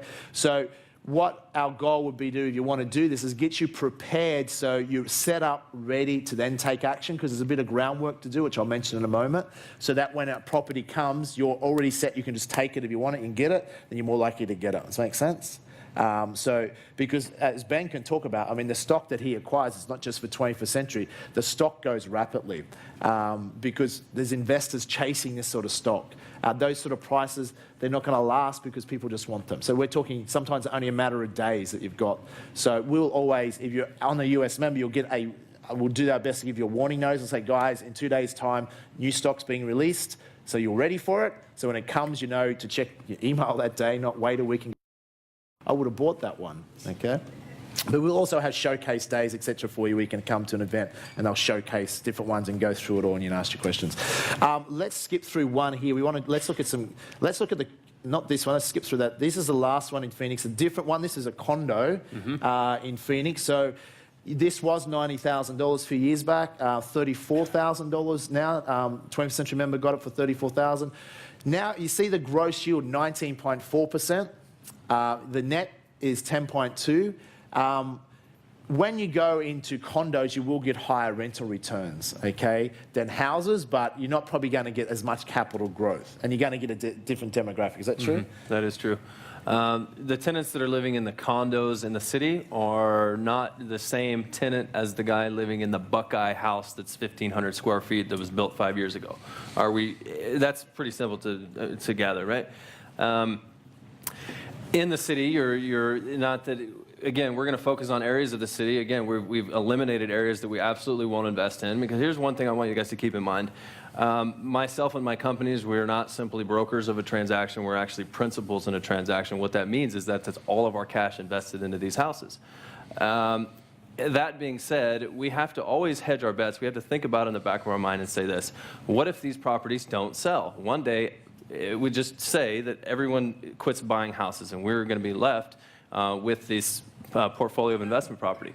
We have to be sure, just to protect ourselves, that this is a property that we're actually very comfortable and happy to hold on to for the next 10 or 15 years or whenever it would sell. So just keep that in the back of your mind as we're talking about properties, and as I'm talking, as we're meeting in the hallway or whatever.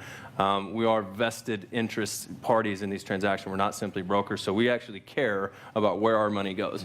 So I'll just preface it that. So again, the condo model, it's the lowest end model that we offer in Phoenix, and it's probably the lowest quality of tenant that we're going to find for our own portfolios in Phoenix. Again, does that mean they're bad people? No. In the interview in the video you just saw, one of the members was interviewed where they actually spoke. A lot of them spoke to some of the tenants and some of the people living in the condos. And are they good people? Are they good people? I think, Kelly, you were on the bus tour in Phoenix. Yeah. What was your impression of the quality of the tenant and the condo? They loved living there, and they were friendly and happy to talk to us. And, right. Yeah, we sussed out all the tenants. They we quite a few of us would talk to the tenants to see what it was like to live there and what it was like to be a tenant. And they were all perfectly nice people. Yeah, you didn't have thugs, gangsters and stuff coming out of the behind the buildings to come get you. No.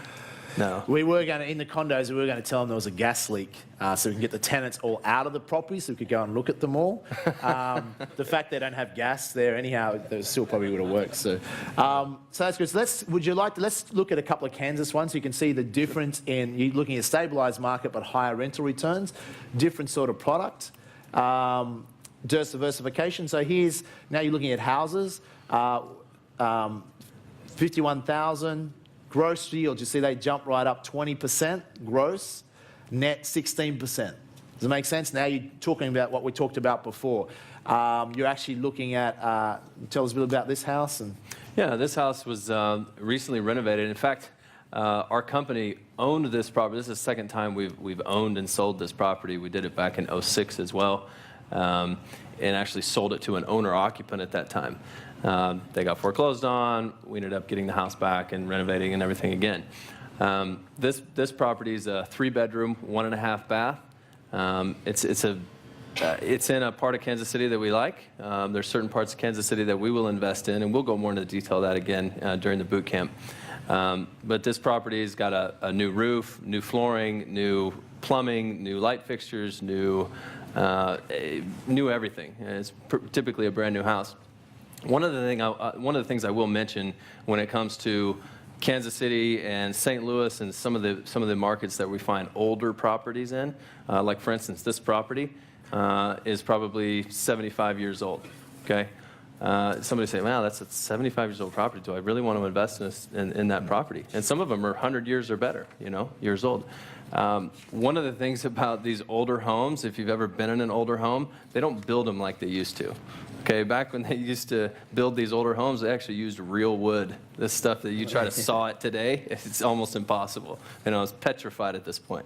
But we go in and we basically put a new home together, all new guts, as we call it, new plumbing throughout, new electrical we run, new electrical boxes, basically new fixtures everywhere.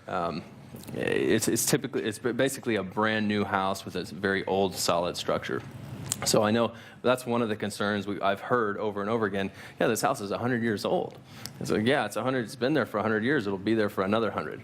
With all new, updated guts, if you will. Yeah. So what we talk about with what I call the turnkey properties and a turnkey service, I think what I talked about before, one of the biggest, mistakes, and we probably did it as well initially in the service, was getting properties that were unrenovated. Because then there was a delay. They had to be renovated, took months, and then blowout in costs and all that headache. What we've done with the service now is have it all done so they're already renovated. And Ben and Tyler and their team, they do all that work before. They put their money into it. They renovate it, so you don't have to pay for that. And then you guys find a tenant, so they're always tenanted before you actually. Is that true? Right. Yeah, that's right. We do all the renovations ourselves. And then, well, not me with a hammer, okay, our crews. We do all the renovations, we do the leasing. As soon as it's leased, we turn it over to our property management company that manages it for us until it's sold to a client. And then, of course, you have the choice to continue with that management company or do what you want. I would highly recommend that you stick with the management companies that we use.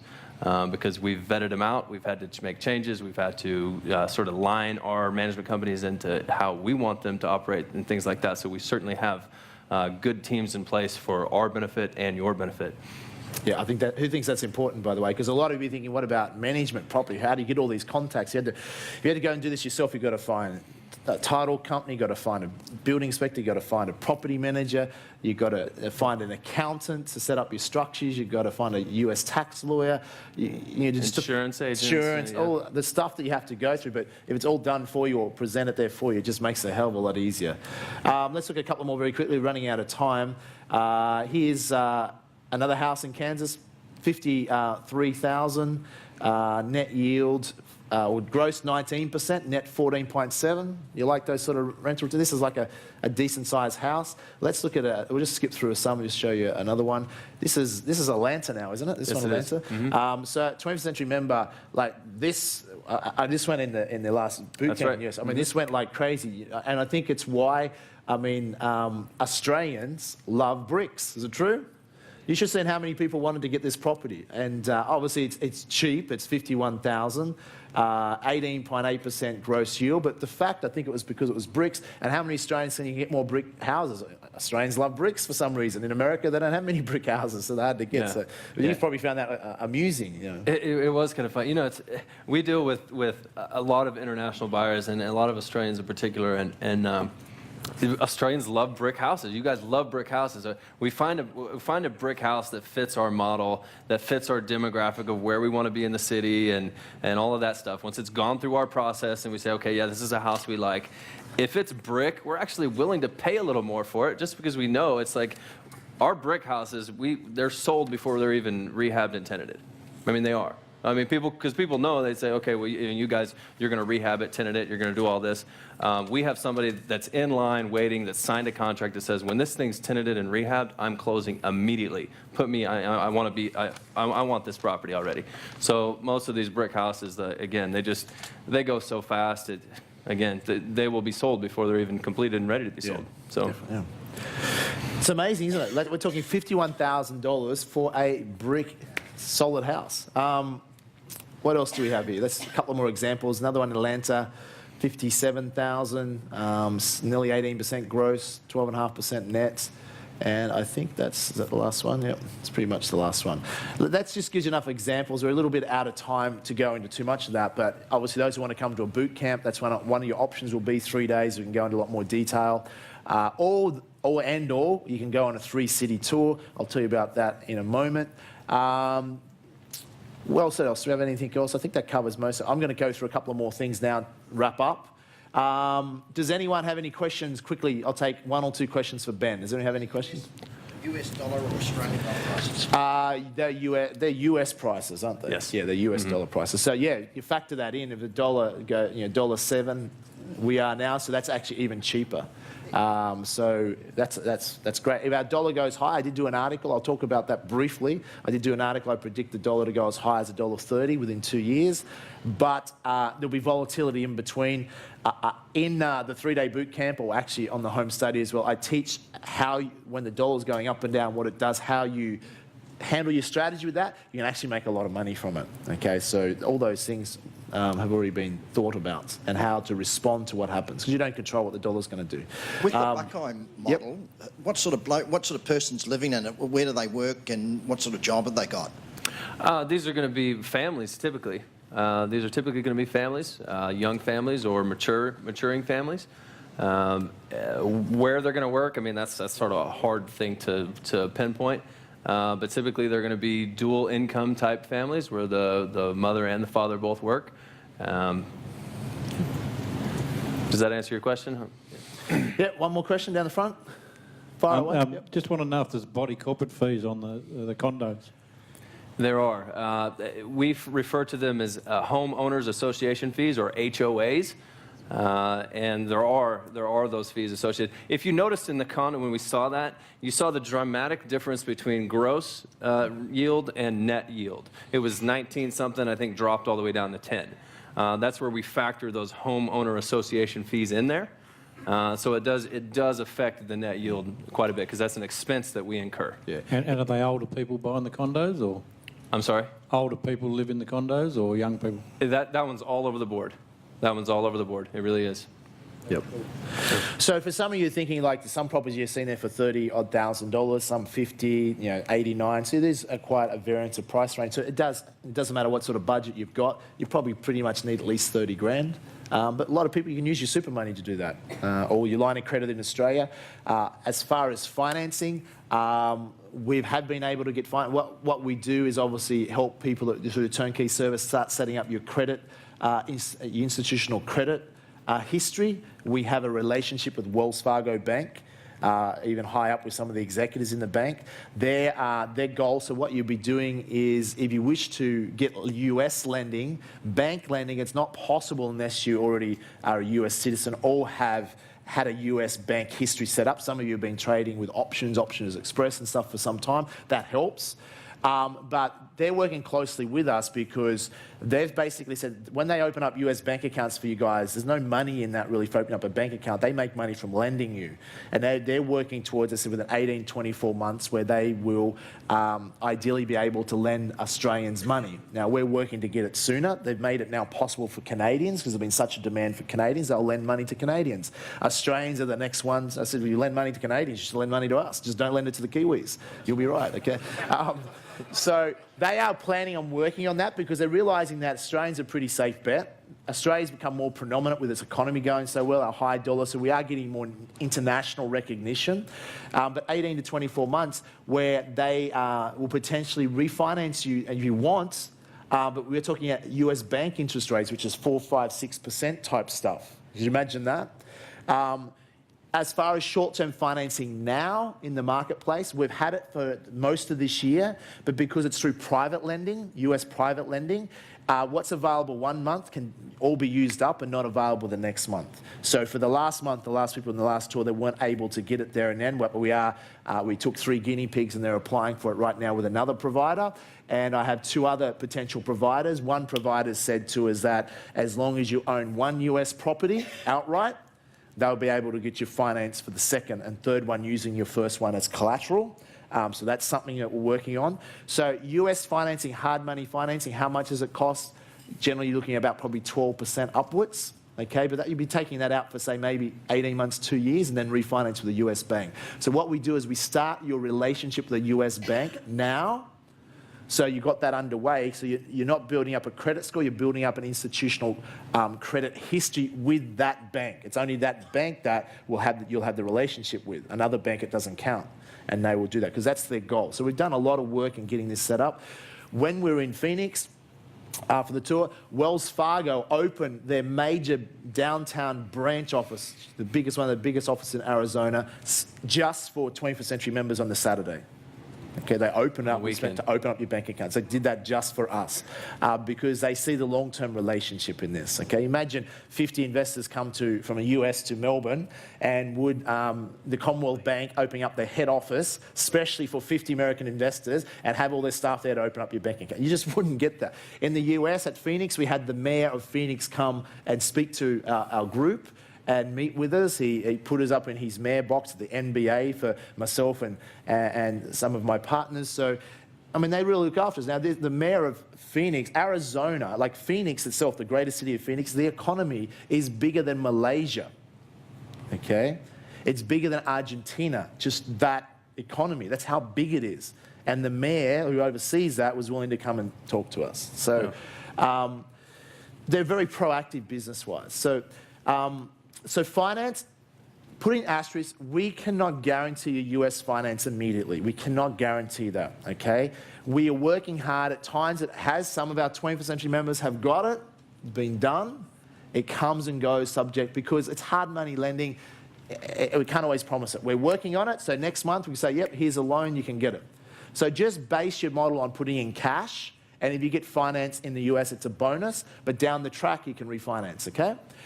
In Australia, though, can you get line of credits in Australia? Yep. Goro spoke to you. Also, other ways of coming up with cash on Friday nights. So speak to 21st Century Finance if you need to get money beforehand. The goal, if you're serious about this, should be about getting prepared. Okay, and I'll run through this very quickly before we go for a lunch break. So can we give Ben a huge hand? Thanks, Ben. All right. Thank you. Appreciate that. Thank you. So let me run through the PowerPoint. I'll tell you how you can become a US property member. If you want all this done, you say, Jamie, I don't have the time, I just want you to do it for me. Well, I'm not going to personally do it, but we have a whole US property team in Australia and the US, and all the contacts they've put together to do it for you. Or if you say, Jamie, I want to still do it myself, but I need more education, I'll tell you about the boot camp and the 3-city tour in Vegas if you want to come and party in Vegas at the end of it. Okay, so team, can we quickly hand out these forms? I'll run through it and the prices, etc. For the membership service. Now, who's PD Gold members? There's a few PD Gold members in the room. You'll get some special discounts, etc. On top of this, speak to the team about that. If we're handing out those forms, I think I've got a copy here. I'll just run through it. I don't have time to go through the checklist. We'll cover that in the 3-day, but you have a copy of it there, I believe, or they're going to hand it out to you now. What I'm going to run through is to become a US property member. The 3-day boot camp will go through all the structures. I don't have time to tell you about how you set up your structures, tax laws and stuff right now. That'll be covered in the 3-day boot camp, okay? Or if you don't want to wait for the 3-day boot camp, if you become a US property member, you will get the 7-day home study of the boot camp that was filmed 3 weeks ago. With all that, you will get that shipped out to you in about 3 to 4 weeks. It's being edited as we speak, and it will be run out and shipped out at the end of June. So if you don't want to wait and just want to be a member, learn, and plus have it all done for you, you'll be able to do that, okay? So benefits up on the screen, if we can just put this on the screen quickly. So obviously, if you become a US property member, the goal is obviously you'll be accessing properties that are already renovated tenants in place, 16, 25% type rental yields. Properties from as little as $28,000 is probably the lower end. You'll already be set up with a team of people that will do all this for you, building inspectors, title companies, legal advisors, property managers, etc. For you to spend the time in the US to accumulate the best people in that area, you're going to spend a lot of money to do that. With this, you won't have to, it's all done for you.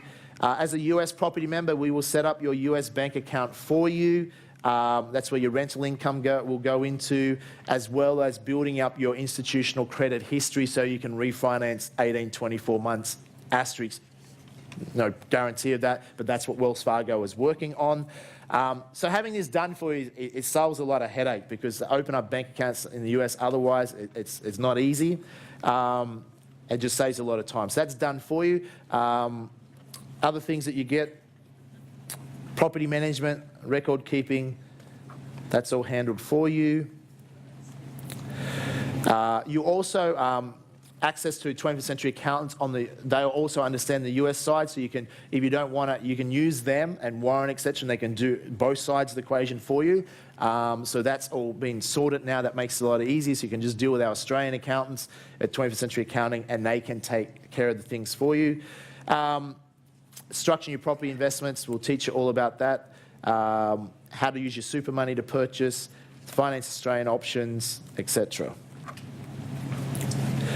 And there is some unsecured funds in Australia. Goro can help you with that. There's different levels of property membership. Do you have a form on this? Did they hand out the form? All the forms handed out? Okay, so we have it here. Let me walk this through with you.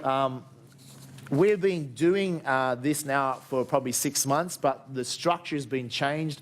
I recently bought out a company that services properties, internet-based model for Australian investors, to bring it into our team, because we had to go through the bugs in the system. We did tell our members that went through from January to May tours this year that the system's being developed, so we did have some bugs. We learned some lessons. It wasn't perfect. The bugs mainly were, don't buy unrenovated, untenanted properties. It's a headache. So we said, no, we're not going to do that anymore, just from a logistical viewpoint. Let's get them renovated. Let's get the tenants in place first. So it's just done for you. That was one of the lessons that we learnt. So the people in the May tour, that's what they got access to a few weeks ago. And the system's been continually improving. We brought in new suppliers as well, a choice of suppliers. We're diversified into markets as well. We used to only do Phoenix, but we want you also getting the cash flow, higher cash flows, diversifying Kansas and Atlanta, so we broaden the markets for you. So the service has come a long way. So level 1 access. So if you become a US property member, you get the US home study shipped to you, so you don't have to go to a boot camp. You can watch it at home. That's part of your package. All the other benefits. It's $4,995. That includes you at that level. Includes you getting one property, so it's like paying an advocacy fee, but you also get the education and the services, okay? If you want to buy more than one property, you would consider the other levels. Level 2, the membership's the same, it's just $1,000 extra. That gets you the advocacy fee for 2 properties. Level 3 is obviously 3 properties, keeping it really simple. So you can pay a higher membership fee, you get all the benefits of the home study, plus you get 3 properties sourced for you, okay, in that fee. And you can be, which I'd recommend if you're serious about this, do this level. Level 4 is an unlimited membership. Unlimited membership means you can source as many properties in the next 3 years for no extra. It's part of your service. Generally in the US, if you use any company, they'll charge you an advocacy fee, $3,000, $4,000, $5,000 per property. With this, it's an unlimited membership, $9,995. And it's unlimited amount of property. So you pay a one-off fee, all the services, the home study, as many properties as you want, you don't pay any more fees, okay? That's the fee that you pay for that. Plus, unlimited members get the additional bonuses. The 3-day boot camp held in Australia coming up in Melbourne, that's a $5,000 program. For you unlimited members, that's free, okay? 3-city tour in September is a $3,000 tour. For unlimited members, that's free. That's included in there for you. And you can come back to 3-day boot camps as many times as you want. Does that make sense? So as a package, also you can do that as payment plans. You can see you can pay that over well, actually, they haven't put the price there. It's on your form. Ignore that price there. On the form, the price is you can pay it at $7.95 a month over 12 months, that unlimited membership. So I would recommend, if you're serious about this, do the unlimited membership. It's a much more better valued proposition. Otherwise, you can simply learn to do it yourself. You can go to the boot camp coming up. These dates, you have a second order form there that looks like this, US boot camp. If you want to just do the boot camp or just do the 3-city tour, you can do that separately. Okay, or as I said, become a US Property Unlimited member, and all these are included. You can do the whole lot. Okay, so this 3-day boot camp is coming up. I'll be speaking at it as well. We bring in a host of other speakers. 12th to 14th of August, it will be in Melbourne. You're going to learn a whole heap of stuff. You can read about that later. If you're a 21st Century paid member, it's $399.95 to do that. All free if you're an unlimited property member. If you're a non-member, it's $499.95, and you also get the 21st Century Home Study at that. US 3-city tour. If you want to come on the US 3-city tour, this is being held in September, the first one. Okay, so if you look at that, that will be taking you to those 3 cities we talked about. It will not be like those who've been on a previous tour where it's education. This will be you're going there, you're prepared, you're ready to buy properties. So you're going to see properties in each of the cities, and you'll be able to actually buy the ones that you want, okay? So it's not so much education. You'll already have the education. You already have your bank accounts open up. You have your self-managed super fund ready. You're ready, so you see an opportunity, you can just take advantage of it. Make sense? Some of you may have already bought property, want to go on the tour, to be able to also see the property you've bought as well. So you can do it that way too. You have time to go and check out your property if you already bought some in those cities. And then when you're on the tour, you can maybe buy more and check out your properties, okay? But at least you're traveling as a group if you want to go to the States, as opposed to having to go by yourself, and you get access to all the experts there. And you'll continually be educated while you're there, but it's not seminar room content. It's actually out on the road looking at the properties. Make sense? You can do this event for, I think it's $19.95 as a 21st Century member, or $2,995. What you have to pay is your airfares and accommodation. That's your tour and your content and your tuition, etc. The bus tours to all the properties. You'd need to factor in. You have to pay for your airfares and accommodation to the States for that. Okay. The last night will be held in Las Vegas as a farewell party night. Make sense? Okay.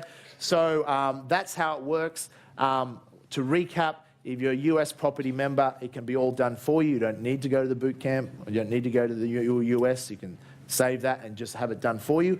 Or you might want to do everything. And if you want to do everything, become an unlimited member, because it's all inclusive, the boot camp and the city tour. Does that make sense to everyone? So you're clear on that. Any final questions?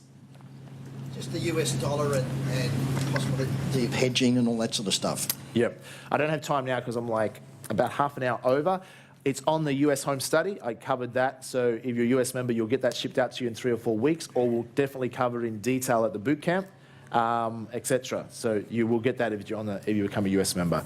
You'll also get a free tax report. See the team up the back. They'll give you is that true? Give everyone a free tax report? If you become a member, okay? They'll give you a free tax report for Australians and Kiwis of investing in the US.